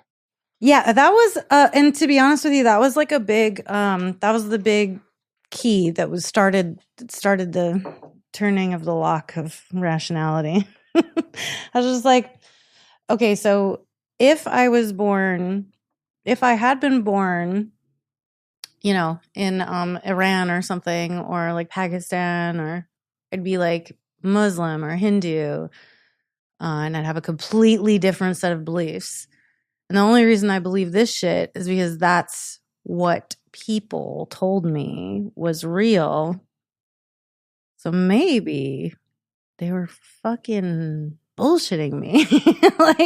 Well, and not even with malicious intent. No. And I mean, it's kind of like the hardest part. That's the part that sucks the most sometimes. I have like some religious friends from high school and stuff, and they have kids, and I'm just like, man, and you are just telling them this shit, and they don't even have a chance to come up with their own ideas, or because it's so hard to escape that when you're indoctrinated. From your mind is fresh and doesn't have any ideas at all, and then it's like shoving those ideas in there, and like, okay, it's just depressing. Well, I guess it's one of the perks of like growing up as a Jew. It was just like, oh, I was such a minority, especially where I grew up. As in elementary school, like it was a very African American community, and there was a lot of anti-Semitism, and it's just like, you just kept it on the DL about being Jewish in the first place. Okay. It was like ostracizing enough to be like one of two white kids. Oh wow, where? It's like north side of Chicago. Oh, okay. And it was like north side of Chicago. So I went to school in the suburb directly north of Chicago in Evanston. Yeah, I was gonna say Evanston. Yeah. Okay. Yeah. And in the 80s, 90s, like South Evanston was a very predominantly black community. Like Okay. in my elementary school, I was one of two white boys. Wow. Like so it was just like, well, I'm already weird enough being one of the two white boys. I'm not gonna tell everyone that I'm also Jewish. Right.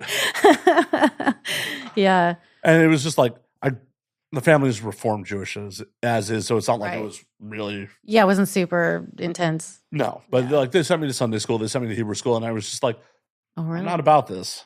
Yeah, what was that like? I mean, they sent you to Hebrew school. Was like, what age were you kind of like, this isn't for me? Oh, I never got bar mitzvahed. I never even got bar mitzvahed. Like, yeah, I dropped out of Hebrew school like in under a year.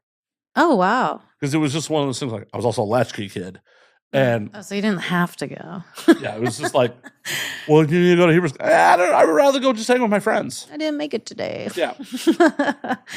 And like they got to the point where like they were sending my grandmother to like pick me up to go, and I would just like blow my grandmother off, be like, nah, and just like not answer the door. Yeah.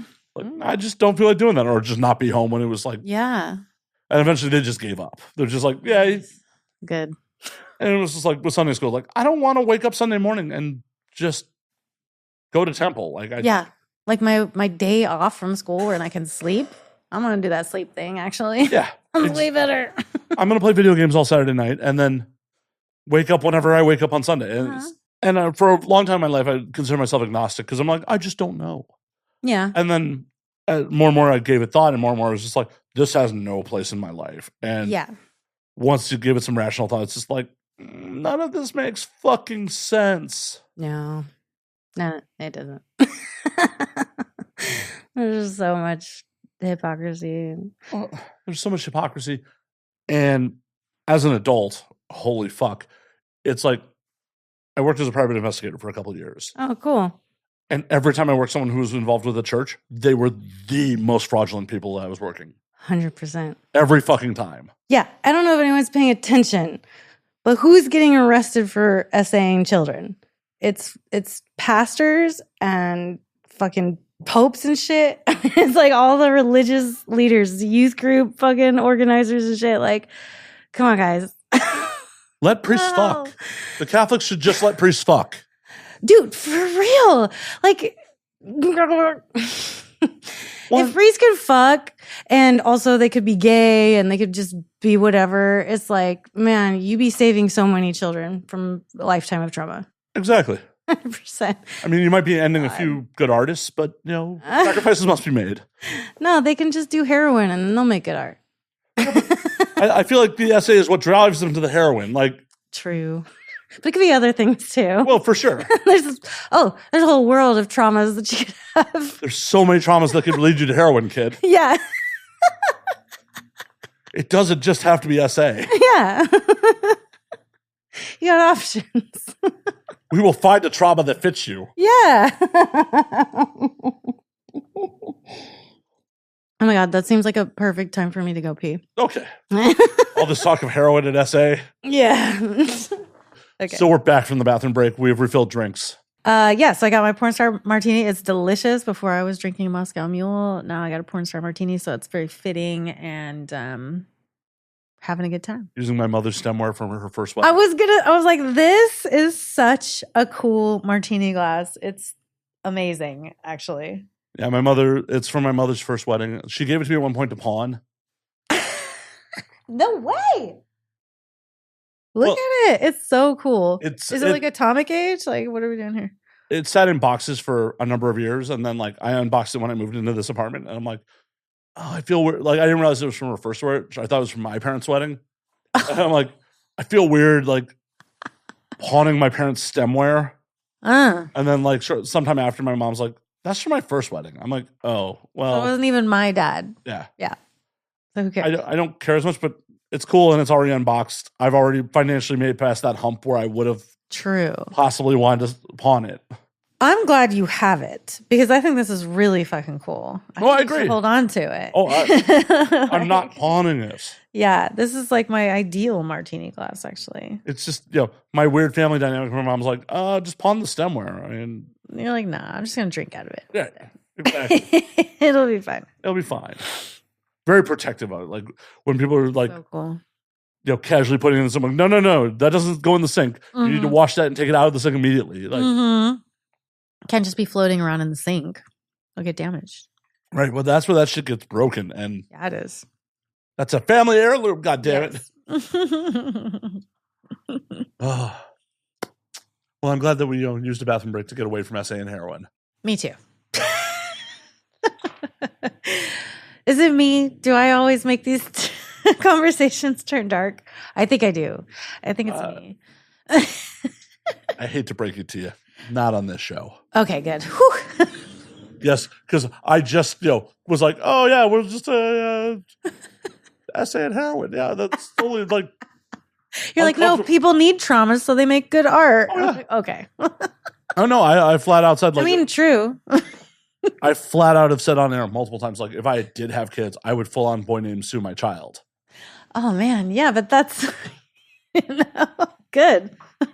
Like, I would make an amazing artist. That has been a clip before where I've said that. I stand by it. Yes. And then your child would be the art piece. I'm not sure I would say that. Don't want to build it. That's like the ultimate art. You made art out of a person. Is that performance art? Well, it's definitely non-consensual, so. Everything parents do to their children is non-consensual. Ayo. Truth. I did not consent to having my foreskin removed. Bro, don't even get me started. You didn't consent to your parents genitally mutilating you? Well, they didn't do it personally. They hired a guy. Yeah, of course. Well, they had it done. Yeah. Like, they didn't even have the courtesy to do it themselves. Yeah. Rude. Right? And then they had wine while they did it. And they like celebrated. They actually had like a party. Yeah, no, they had a party with wine about my genital mutilation. Well, they mutilated your tiny little infant baby penis. Apparently, my father was bragging about the size of my dick at the time. Parents do that. It's like I've seen it. I've heard it. It's like that's weird. That's a weird move, Dad. Like, yeah, you're mutilating it while you brag about how big it is. Right. Like, for an infant. Yeah, all very weird things. Weird stuff. On one hand, I'm kind of thankful that they did it because if sex felt better, I don't know if I'd ever get anything done. Right. That's what I say about having a cat. About sex? No. Okay. This podcast may need to be over. If I had a cat, I'd never get anything done.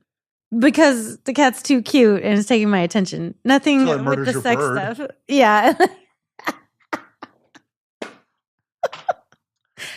Wow, way to bring it back around. Would you love it that much? At that point, would it still be so cute at that point?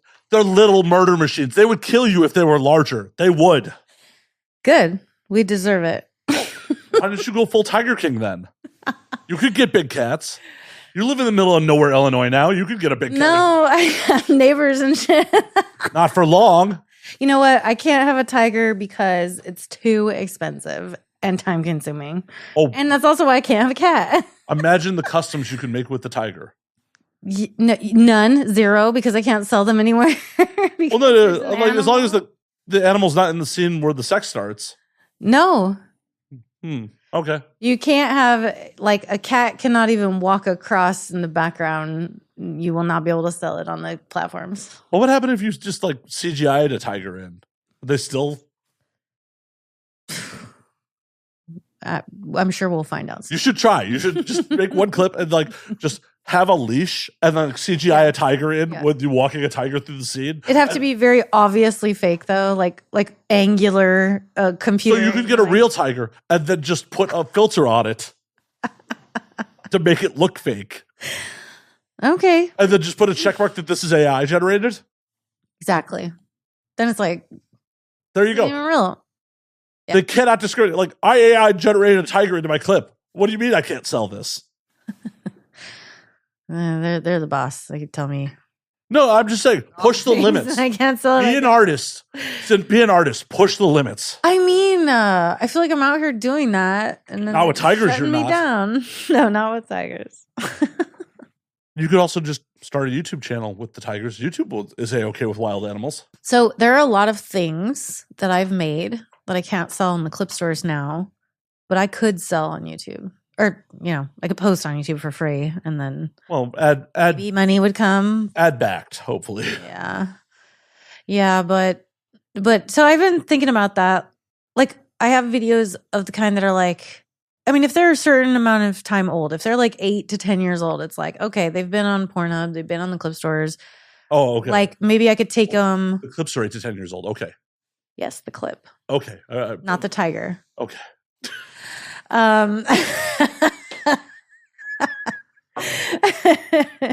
But like, for example, if it's like a fully clothed boxing video, or like, I've got videos. I always bring this one up because I just think it's really funny and cute. Like, I come home and there's a ghost who's broken into my house and it's beating me up.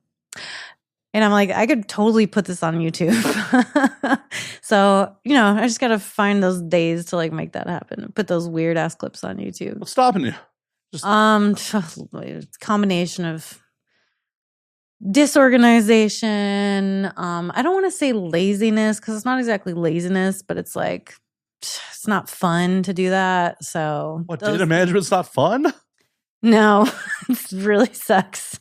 As someone who runs a data management company, I found that out, unfortunately, the really hard way that the industry is not super stoked about doing their data management. So yeah, could I pay you to do it? Sure. I like money.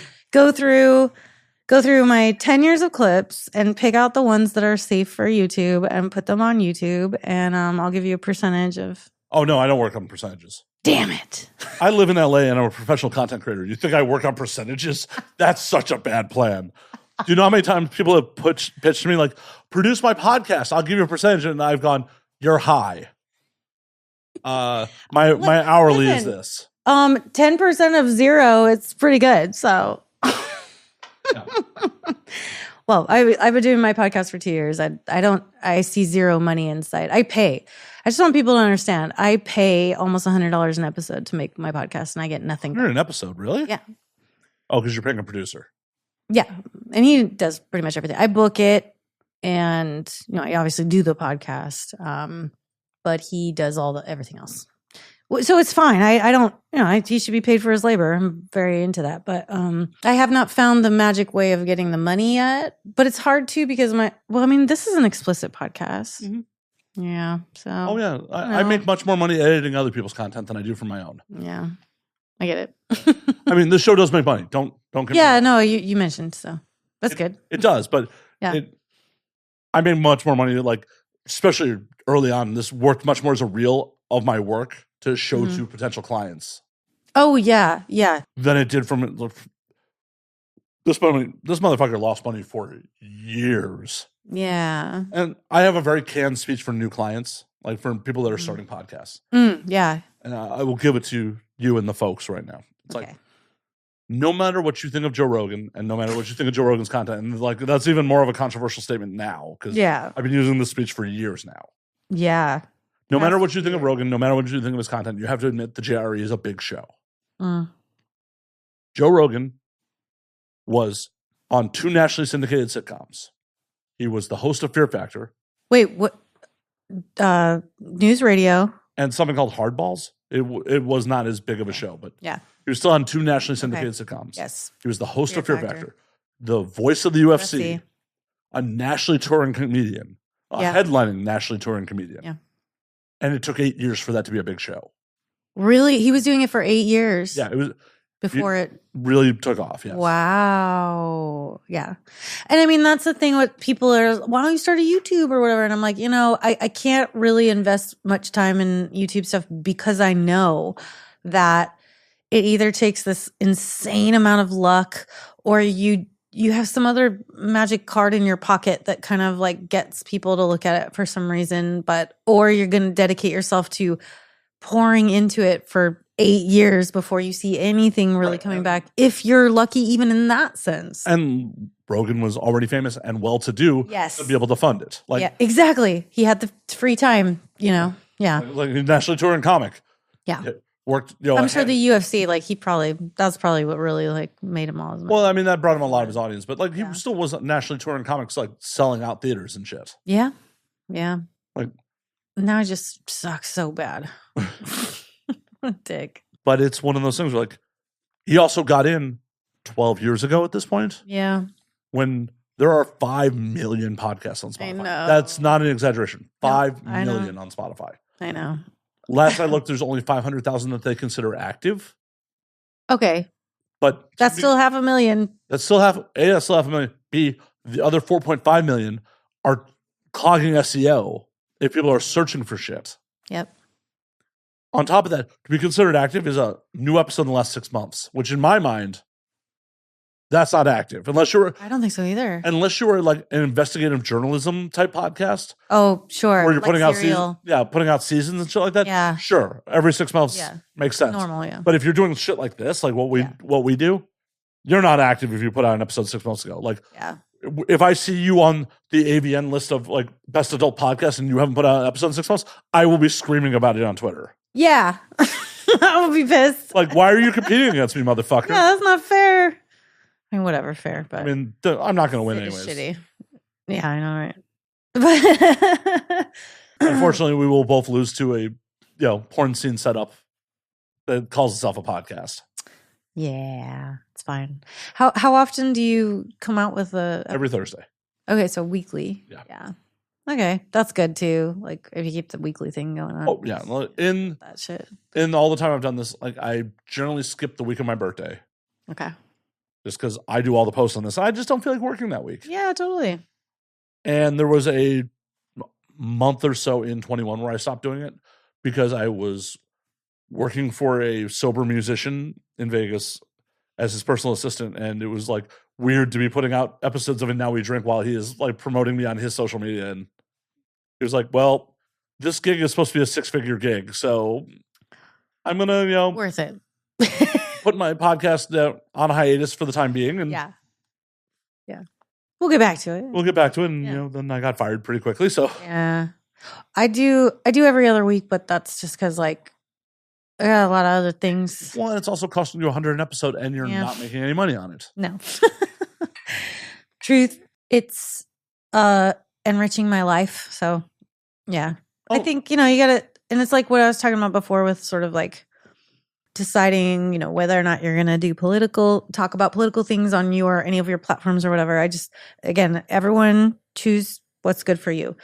But for me, I just really feel a calling and like a responsibility that like I've been blessed enough to have been given some kind of a little baby platform. And in the time that I've had this platform, like I have so many people that reach out to me and they tell me that like seeing me be myself on social media and watching the media that I create and all that stuff, like encourage them to live their life more authentically and come out of the closet. I've had people tell me that I inspired them to come out of the closet. Like that is like, oh my God, like the biggest reward.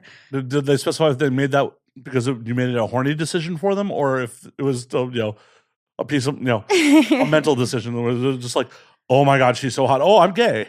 Well, I have plenty of women that say like, you make me think some kind of way. I'm straight, but I get a lot of I'm straight, but that butt means, what is the old saying? Like nothing before the butt actually matters.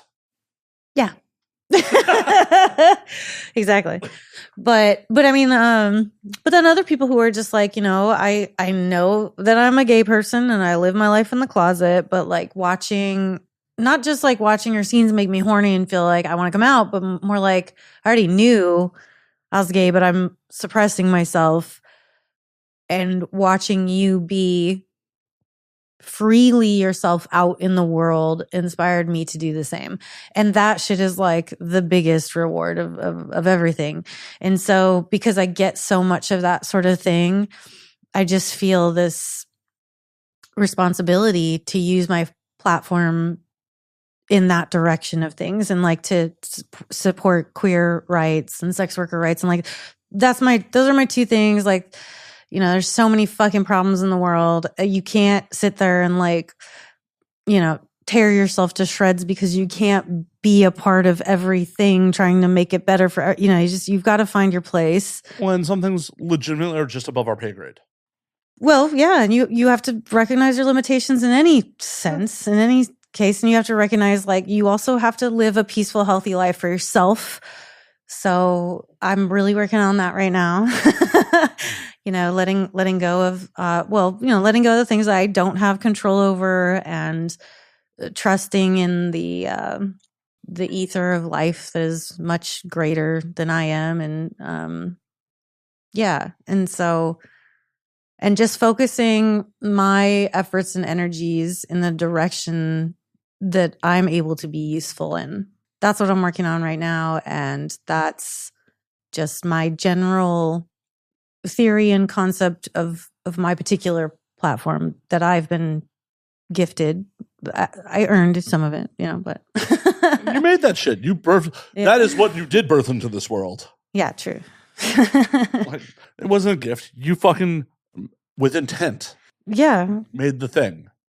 True. You decided to continue doing it when it is a financial burden to you.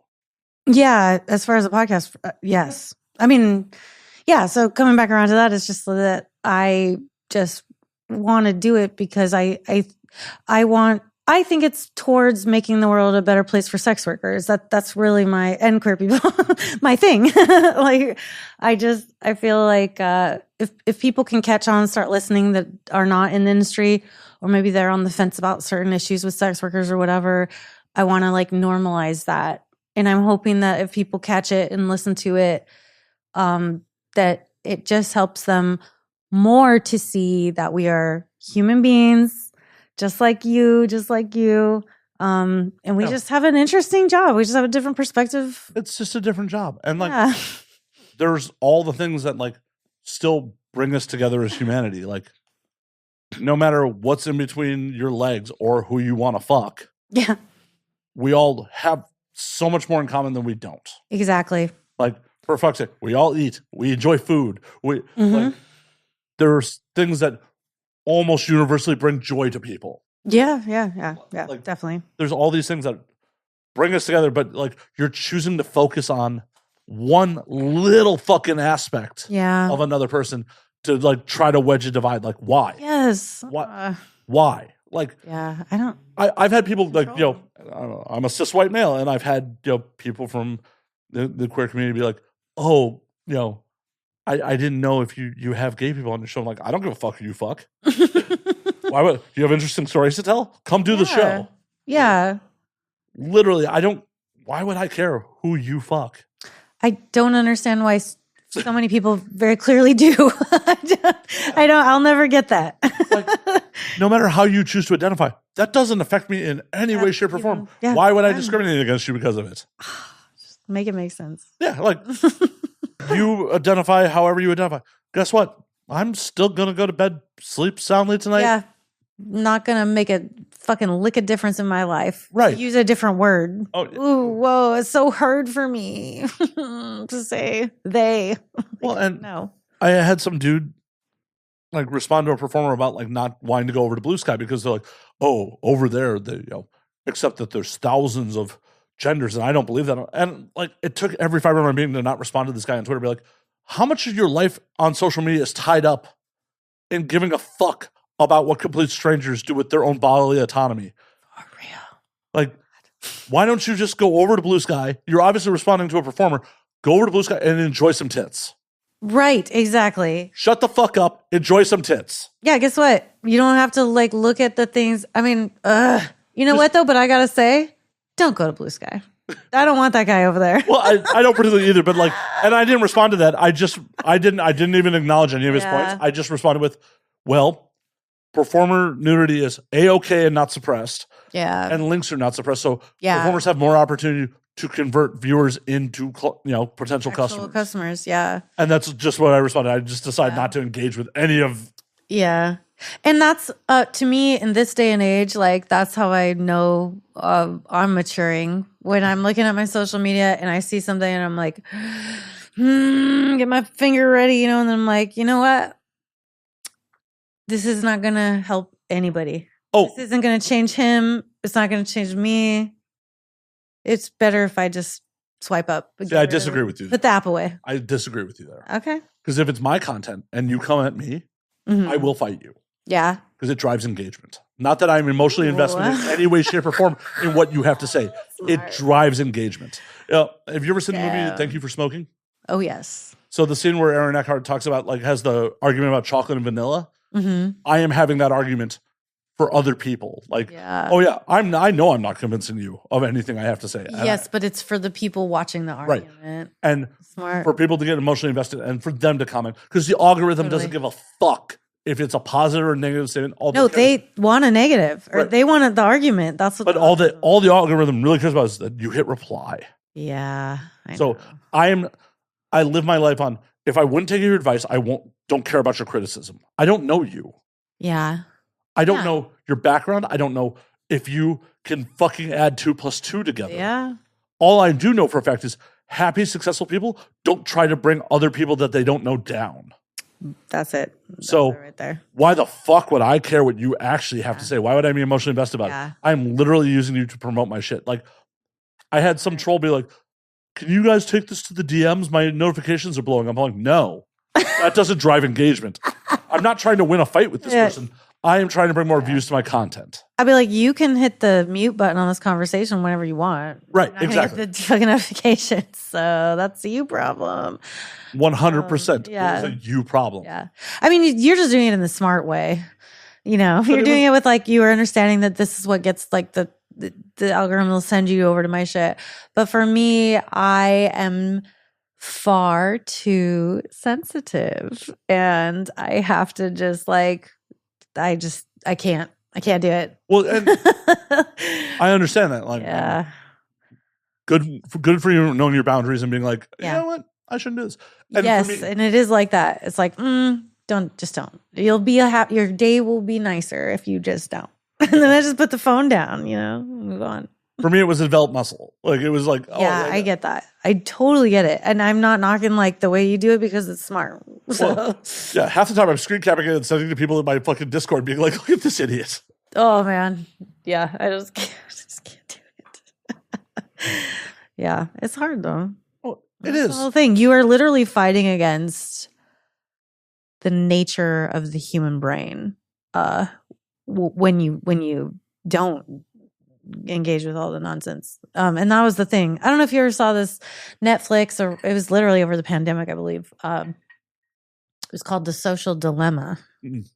It's a documentary, and they talk to these people who worked on the algorithms for Google, for Facebook, for all these things. And they're like, we designed it to do these things to your brain that you can't even control. You don't know what's going on with it, and you can't fucking help yourself. And we know this, and we capitalized on that shit. Oh, no, it's all gamified. It's using a lot of the same manipulation tactics slot machines use. Exactly. That's exactly what it is. Or like those fucking mobile games that like keep now you're spending money on it and you don't even realize. I didn't see nothing. It's the same shit though. The way the social media does the same shit. And it's just like, man, when I have friends or, like your parents are still on Facebook and stuff, and my mom will be all on Facebook, this and that and the other. I'm just like, dude, you shouldn't be on there. Like for so many reasons, you should just let it go. And for me, it was 2018. And I remember reading this article in like probably 2015 or 16 that was like, I got rid of Facebook and you should too. And here's why. And I was like, I read the article and I'm like, dude, he's right. Every single thing he says, I feel that. But I remember that time period being like, there's no way. I couldn't delete my Facebook account. Are you kidding me? Like, it seemed so out of reach. Like, that's not a thing I could ever do. And then, 2016 happened. And then it was like, all of a sudden, Facebook was like it's different on Twitter and Reddit and even Instagram. It's like, these are people you don't know, really. Usually, they're not people you know. But Facebook is the people you grew up with. It's all your family. It's all your friends. It's all your teachers. It's it's your personal real life community. And I am like getting in these altercations where it's like people that I've historically cared for decades, and now they're saying some awful shit to me. And vice versa kind of. And I just saw it turning me into something that I was like, I am not okay with this. And so, and also like other people's behavior who I normally like cared about and respected, but then I'm watching them and even if we have the same like ideological concepts or whatever, but it's like their behavior, like the way they're acting on Facebook, I'm like, this is not the person that I hang out with. This is something else. And I don't like that shit. And I don't like fighting with the people that I know. And I don't like saying my opinions and then hearing their shit back to me. And like, I'm like, okay, I've had enough of this. And it's not making me a better person. Oh, definitely not. It's making me a worse person. It's like stimulating all the worst parts of me and like bringing it out.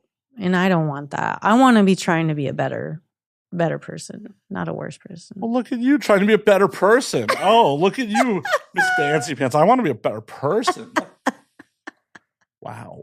Come into my home. I said I'm trying. So I'm not trying. I'm actively embracing not being a better person. You come into my home and tell me. And look at this elitist shit. I'm trying to be a better person. I'm trying to be better.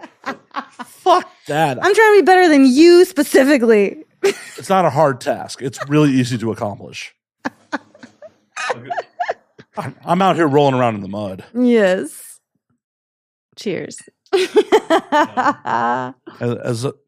I often say, none of us are making it out of it you're fucking alive, it doesn't fucking matter. None of it, Mm. in the grand scheme, really fucking matters. Try to live the best life you can. Don't harm other people. Don't harm other people. Yeah. That's really the only rule Yeah. that you need. Just don't Don't cause harm to other people. Because of the human condition, it will happen unintentionally. For just sure. don't intentionally do it. Yeah. Don't you know what? I'm just going to be malicious. Yeah. I'm just going to be a dick today because it feels good. I mean, sometimes vengeance does feel real good, but, they started it. They started it. It's their fault. Right. Like, if you're bringing upon wrath upon you, like, you started it, well, sometimes you just got to finish it. Well, your problem. Yeah. It's your thing. It's a you thing. But, try not to be malicious. Like, unfortunately, because differences of opinion or just different wants and needs are not being met, people unfortunately sometimes get fucking hurt. And especially in like romantic partnerships, it's just like, oh, we want different things. Yeah. And you can't go through life without hurting people. You can just try your best to like mitigate harm. Yeah.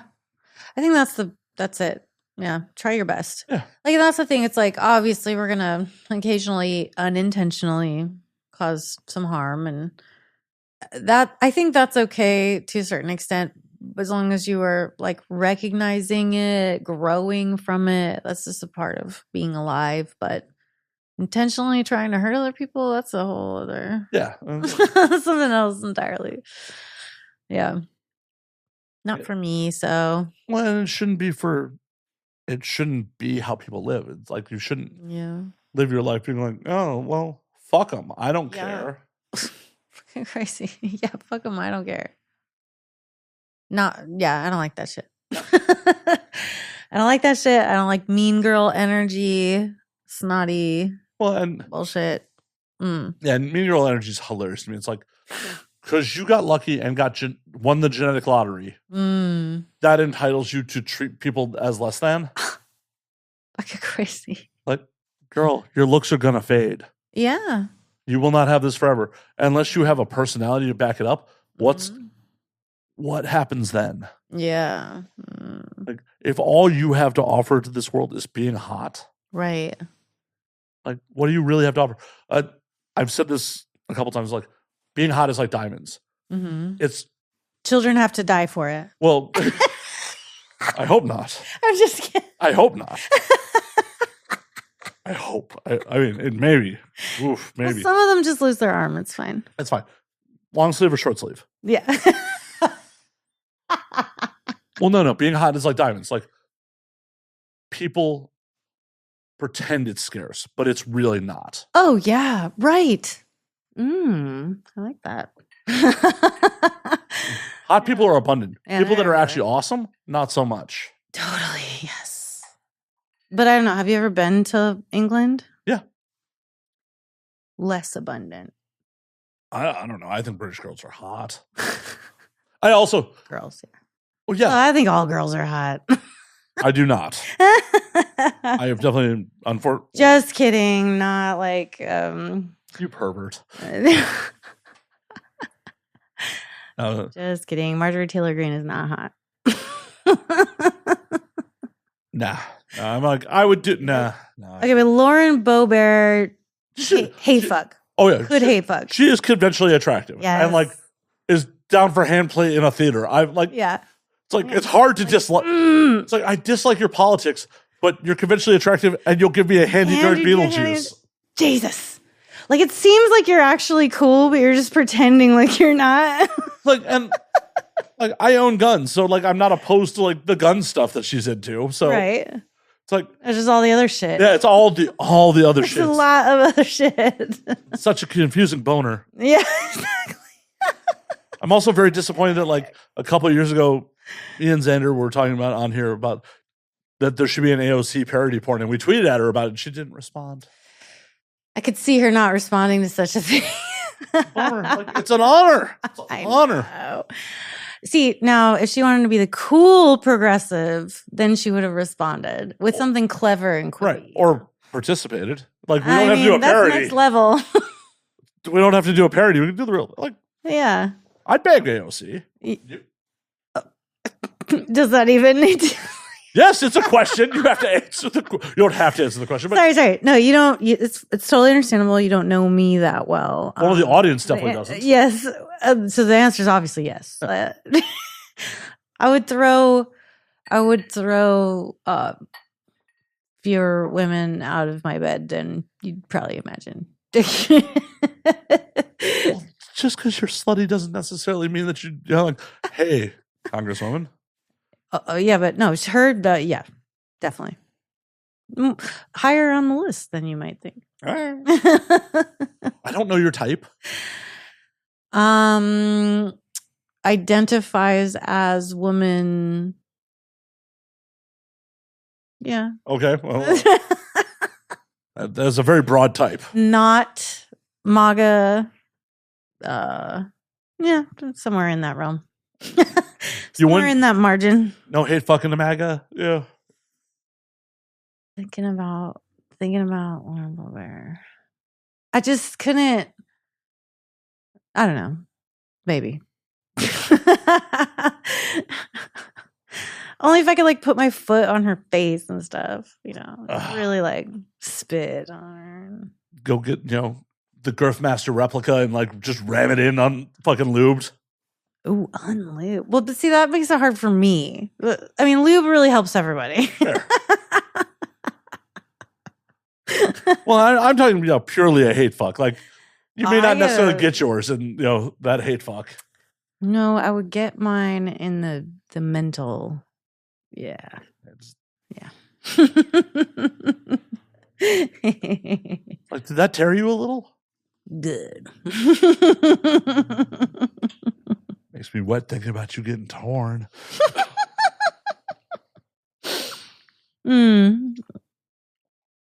You won't be able to walk right on the Congress floor. Good, because I don't want you in there anyway. Right? Don't need your vote. Oh, are you supposed to be voting right now? No. Oopsie. Guess they'll have to vote you absent. Oh, sucks. I don't know. Maybe this is also just egotistical, dude. Like, I feel like AOC is not out of my league.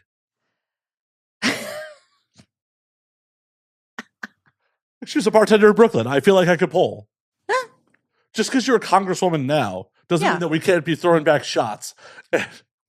Yeah, and she seems like the type that would be down to throw back some shots. Yeah. Just not respond to a porn parody request. Yeah, I don't think she's gonna do that.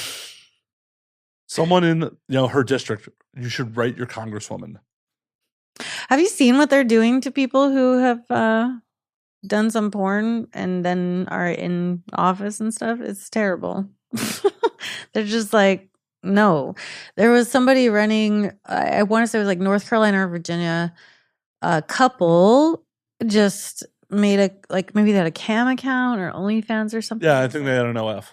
Yeah, they're just making a little extra money and stuff, but it's like, so then they get fired from their jobs. It's like, or they, whatever, they lose the election because it's like, oh no, they're getting naked. Or it was so cool. There was a woman in Pennsylvania who was running for local, so it was Philadelphia, a local district, and something, I don't know, congresswoman maybe. She's a former stripper, and so she was just like, I donated some money to her campaign. I mean, this is several years ago, but I was just like, fuck yeah. Like, I want to support this. Why not? Why couldn't you? Well, I checked into her policies before. Yeah, well, they were all pretty aligned with mine. Okay, cool. Yeah. I want to support sex workers, but I also need to read the fine print before, For sure. I mean, I'd love to think, I would love to think, prior to this election, maybe did a little bit think like, hey, we're all on the same page, right? Like, oh no, all our jobs on the line, right? It's all our livelihoods, and but no. But I guess according to the poll that FSC did, it was only like 10% of porn people respondents that were claiming to be MAGA. Respondents is the key word there. Yeah. I think it was only like 200 people. Oh, yeah. That's a way too small of a pool. For sure. That's way too small of a pool. Yes. Well, and it's so disappointing. It's just like, wow, man, really? Like, well, and the rumor that speaking of Bobart, that she was an escort before. Yes, but then there was also the rumor that Kamala like sucked dick to like advance in politics or something, and so Maybe. Who cares? I mean, I don't care, but at the same time, like I think that saying, well, a woman cannot lead because obviously she wouldn't be in this leadership position if she hadn't sucked dick to get there. That's the thing that I'm just like, so you don't think women can be like successful and intelligent and powerful? And well, I feel it's an their intelligent jobs? move if sucking one dick will make your career. I feel that's an intelligent move. Yeah, I mean, yes. Like, I know people have sucked my dick and gotten nothing for it. Yeah, totally, right? I've Like- sucked lots of dicks that got nothing for it. Right. So. Like they got a load in their mouth, and that is about it. And like I'm not even sure it tasted good. My diet's questionable at times. It's a nice prize, though. I mean, But 100%, if one dick could change your life, you're fucking smart for taking that one dick. right? Like I would see these YouTube videos a lot that was like to a guy to another straight guy, you know, like, oh man, would you take it in the butt for $1 million? And I'm like, everyone's got their price. Like $1 million? Yeah. Oh no, I've said on air like, oh yeah, Stupid not to. everyone in the situation would be disappointed about it. Wouldn't be good at it. It would be unenthusiastic. Yeah, it wouldn't be like, you know, you're not going to sell it. Right? Like it's not going to be a hard sell here. I'm going to be a dead fish. I'm going to starfish. You'll be the starfish. Right? Like as long as the contract says like you get to penetrate me for $1 million. All right, that's all that's in the contract. I'm just going to be closing my eyes and just waiting for it to be over. And I'm not going to even eat gummy bears the day before. I'm not cleaning out. You get to drill for oil. You get to strike oil. Up from the ground comes a bubbling crude. Yeah, that's right. As soon as they pop, I'm going to be like, next thing you know, old Jed's a millionaire. It's worth it to be a millionaire. Everyone's got their price. I Everyone's have got their price. had heterosexual sex with some women that I am not proud of. And all I got out of was an orgasm. Yeah. Which is decent, but Not even always. Sometimes it was just like, I would have been better jerking off. right? Because then instead you're just like, oh man. Yeah, there's definitely Damn been it. like there's definitely been some moments in my life where like after the moment I came, I'm like, I really wish you could just evaporate. Like, I'm gonna have to see you after this. And, like, I just wish you would disappear because like I don't need like a reminder that this happened. Evaporate. Like full on Thanos snap after I come. Like if you just that'd be amazing. Be amazing. Yeah. But no, they were still there. They were Yeah. still there, just covered in my filth. You know what, though? It's a worthwhile life experience. Yeah, and I keep doing it, so I just don't learn from my mistakes. I guess it's not that bad. Horny drunk Matt makes some horny drunk choices at times. Well, they're all for your betterment in the long run. It's Are just they? your perspective. Are they? Any day now, you're going to change. I'm not. My brain is quite hardwired at this point. I'm 43 years old. I am locked in my ways. And like, I keep telling myself, like, I need to be better about this. I need to like, because like, even when I'm drunk, I'm like, but an orgasm would be fun. Yeah, it would be nice right now. Yeah, this would be nice right now. And then like the minute I come, it's like, Tommy, you could have just jerked off. And like, Yeah, there would be not less worth it. drama with this. Yes. Oh, I mean, that's a whole other issue if it's drama. Then it's like, Well, because people get expectations and feelings hurt. And like, yeah. you just came inside me. What do you mean you don't want to talk to me? Oh, no. No. It's like, you just gave me that diet cream pie. And Diet cream pie. Fuck. We were talking about diet cream pie the other day, I feel like. well, it's what I've been branding it as. I love it. Like, I love it. I'm so here for that. yeah, It's so nice. Like when we have threesomes or do threesome content, and he can say like, no matter what happens, I can't get you pregnant. So it's like, like it's a nice, right? Especially when you don't Nice have to involve stairs to feeling. make sure I don't get you pregnant.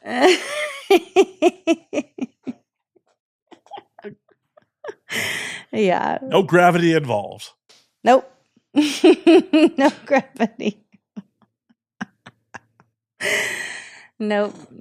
Just choices. The right choices. Yeah. Vasectomies are the right choice. Vasectomy is the right choice. So anyone with penis listening, just go do it. Yeah, just do the Get thing. it done. It takes like a couple of seconds, and then you're a little bit sore for like 2 days, and then you Yeah, move it's on like, with your it life. was like a week and a half, 2 weeks. A week and a half. Yeah. Okay. But I never even took pain meds. It wasn't like Yeah. life-altering pain. It was like, No. oh, when I moved around, if Yeah. I purchased a buddy of mine who had previously got one, he's like, you need to get this ball sling. It's like a cup that just cups your balls like close to your body. Ball sling. Yeah. And it's like, whenever I'd move around without the ball sling on, yeah, it was like, oh, if the boys move, they hurt. Sure. But like with the ball sling on, I could move around and it was, Yeah. a little uncomfortable. Okay, it's slightly uncomfortable for a little bit of time. Right. Are you a bitch? Yeah. What are you, a bitch? You're not a real man unless you get a vasectomy. Right.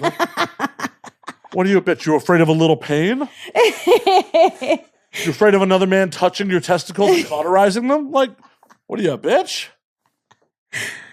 Exactly. He's a professional. Yeah. You have let many balls all day. unprofessionals handle your balls before. Totally. Yeah. And it's funny, like it's a professional. Like when you get waxed or when you go to the gynecologist, it's like, oh no, make sure it looks good. No, fuck that. They're looking at pussies and buttholes all day. All day. They've seen them all. They've seen every possible fucking butthole and pussy. So like, don't trip. I feel like I could say that at this point too. I've seen every possible pussy and butthole. You're good. You get desensitized to it at some point. Oh yeah, for sure. It's just like, if someone gets naked from me, I just don't care. Unless it's like, Yeah. oh, hey, we are going to have, Oh here's yeah, like- then we care. yeah, but it's just like, oh. Yeah. And I'm not like ever mad at seeing tits. I'm never like, No. but it's just like, okay, cool, tits. Yeah. Yeah, I feel like it depends so much on the circumstance. Like if I'm in a place where it's like, this is decidedly a place where you don't see tits, and then tits come out, I'm like, oh, that's interesting. Yeah, but I feel like it's the novelty of the situation more than it is the tits Totally. themselves. Yeah, for sure. Yeah, for sure. It's like, But I'm still enjoying the tits themselves. I mean, it's like if a dinosaur walked out of my hallway right now, like, holy fuck, dinosaur. wow, that's not supposed to be here. Right, exactly. Exactly. Like, holy shit, there's a dinosaur here. How did that happen? Like, but it's just, there's no sexual arousal from being like, Right. Yeah. Oh, a naked body is just a naked body. And I can appreciate it. I Oh, could yeah. even be like, oh, that's a very nice part of your naked body, you yeah, know? like that's rad. Like, Yeah. I appreciate that. Yeah. Without sexualizing it. Right. And Unless it's time to sexualize it. yeah, well, and it's even like with nudes. Like I've Yeah. had someone recently be like, oh, you want me to send you a nude? I'm like, do you want to send me a nude? Because that's the Yeah. important part. Yeah. Consent. Yeah, like, well, it's more the like, it's hotter to me that it would Want turn you on to send me a nude than Yeah. actually seeing you Me naked. seeing the nude. Yeah. Ooh, I love that. I love that distinction. Yeah. 'Cause that's the important part to me. Like, especially because Totally. it was a performer. It's just like, I could scroll my Yeah. Twitter and see you Yeah. getting fucked right now. Like, for sure. Like, the intent behind you being like, I want to send you this nude. Like, yes. that's the hot part. Yes. So do you hook up with performers? I do. Yeah. Yeah, same. You don't say. You don't say. No, I mean, like not on camera. But Well, I don't. I definitely don't. I've never Obviously. been on I figured. camera. I've only been on camera for. I can't say I've never been on camera. Yeah. I've never been on camera for a sex role. I've only been on camera for non-sex roles. right. Yeah, I just the thing about hooking up with performers is that they're almost always tested and they're very conscious and mindful of their status and the way that they engage sexually with other people, even outside of porn, because it's their fucking job.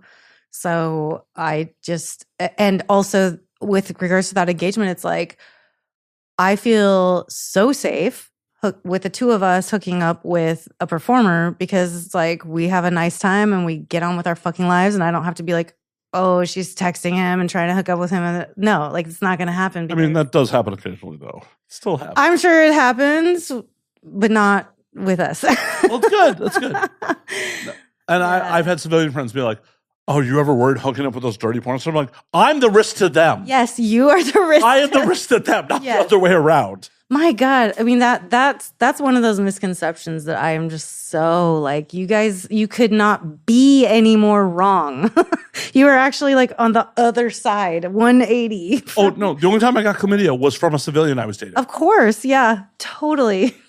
And my audience has heard this story before. We're like, I wasn't even upset about getting chlamydia from her. I was upset that she took no ownership in the situation. Because, if it was in the industry, you'd be like, oh, sorry, I got chlamydia. What can you do? Here, take the medicine. It's like this is a porno cold. It's no big deal. Exactly. In the mainstream world, it's just like, well, I can't tell him. I can't say, it wasn't me. It must have been somebody else you fucked. Oh, no, she flat out said, oh, you must have gotten blackout drunk and fucked somebody else.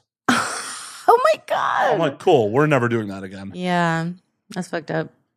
Yeah, it's just like, I'm not upset. Like, we had stopped seeing each other at this point when I popped for it. Yeah. And like, oh, really? Yeah. It was literally the last time we hooked up. Okay. And I reached out to her when, I popped. I'm like, hey, you need to go get tested. Yeah. And she comes back like, I came back clean, though she admitted she had just done a round of antibiotics for a lung infection. Like, yeah, you just did a round of antibiotics. It's antibiotics. You took care of it. Right. Yeah. Like, no wonder you came back clean. She's like, yeah. I came back clean. You obviously, got blackout drunk and fucked someone else. I'm like, cool. Well, I wasn't looking to go back there anyways, but now we're really not gonna. Yeah, really. You're dumb. And we had an established non-monogamous thing. Like it was established non-monogamous. Like it was no big deal. Yeah, yeah. Which is again, like even in that position, it's like, okay, so you all have to be cool with having these conversations and recognizing this is a thing that happens sometimes. Like if you're in this established non-monogamous situation, you can't just be like, no, it wasn't me. It couldn't have been me. Like, and the rules were like we use condoms with other people. Yeah, but condoms are not 100%. Well, yeah, and all whatever and stuff happens. And knowing her, she was not using condoms with other people. Yeah, probably. Yeah. So. And no judgment. Like no, that's the whole point. No judgment. Like that's the whole fucking point. Yeah, like it's a thing that happens. The lack of ownership is what bothers me. Yes, the lack of responsibility. Yeah, it is what it is. Apparently, one of the many people on my laundry list. Some people are like, probably shouldn't have fucked them. Probably shouldn't have been fucking them as long as I did. But you know what? Well, you learned a thing or two. Yeah. Had its value. It does. Yeah. You only learn from mistakes. Of course. It's the only way you can. Yeah. It's the only way you can. Yeah. Like being successful just potentially reinforces bad habits. I know. And you can tell by like Hollywood celebrity that there are a lot of people that fell into that shit. It's just like, nothing but bad habits. So yeah. And now I'm famous and rich. So I guess I can keep that up. Right. Keep this up forever. It's like, okay. Yeah, whatever works for you, Elon. Oh, yeah. Reading his first wife's account of how he courted her was just like not cool. Pressure. Yeah. Lots of it. Yeah. Over and over. Yep. Believe it. Also, I lost all respect for him when Grimes tweeted out that he wouldn't fund her album. Yeah, the richest person on the planet wouldn't fund her album. Yeah. Which probably cost a couple $100,000 the most. At the most. Yeah. And that's if you're doing it kind of wasteful. Yeah, totally. Yeah. Like, and he's got the most money on the planet. Right. Like Earth. I don't make that much money. If my significant other was a talented fucking musician. Yeah. I would try to scrape the money together to fund their album because it would be a return on investment. Yes.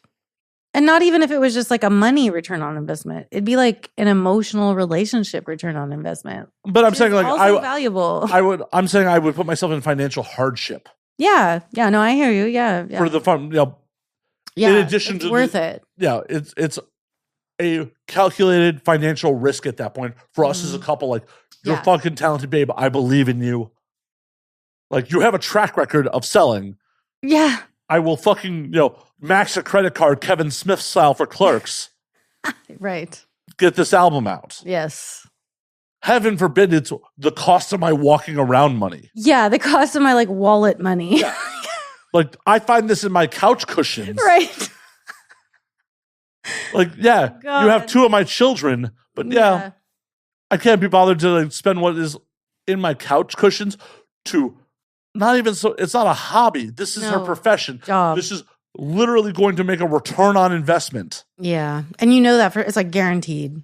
Right. But even if it wasn't, it's like it's fucking nickel. To him, it's like a fucking penny. Right. I would happily, if it would make my partner phenomenally happy, and it wasn't going to be commercially viable, and it was right. That's what I'm saying. Yeah. Yeah. The equivalent. It cost you basically a penny. Yeah. Hell, even if it cost me a week's salary. Right. Whatever. Yeah. Even then, but I'm saying in this circumstance. Yeah. No. And that is the moment I lost respect for Elon. Yeah.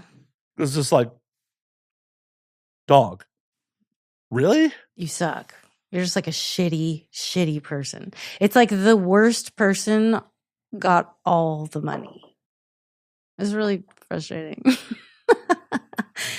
He like tweeted something one time like, I'm just curious, like how much would it cost to solve world hunger? And they were like, oh, it'd only be like, $1 billion or something. Did he commit to? And he's like, okay, well, I was just wondering. Did he not gonna financially commit to like spending enough to like end homelessness at one point and just didn't do it?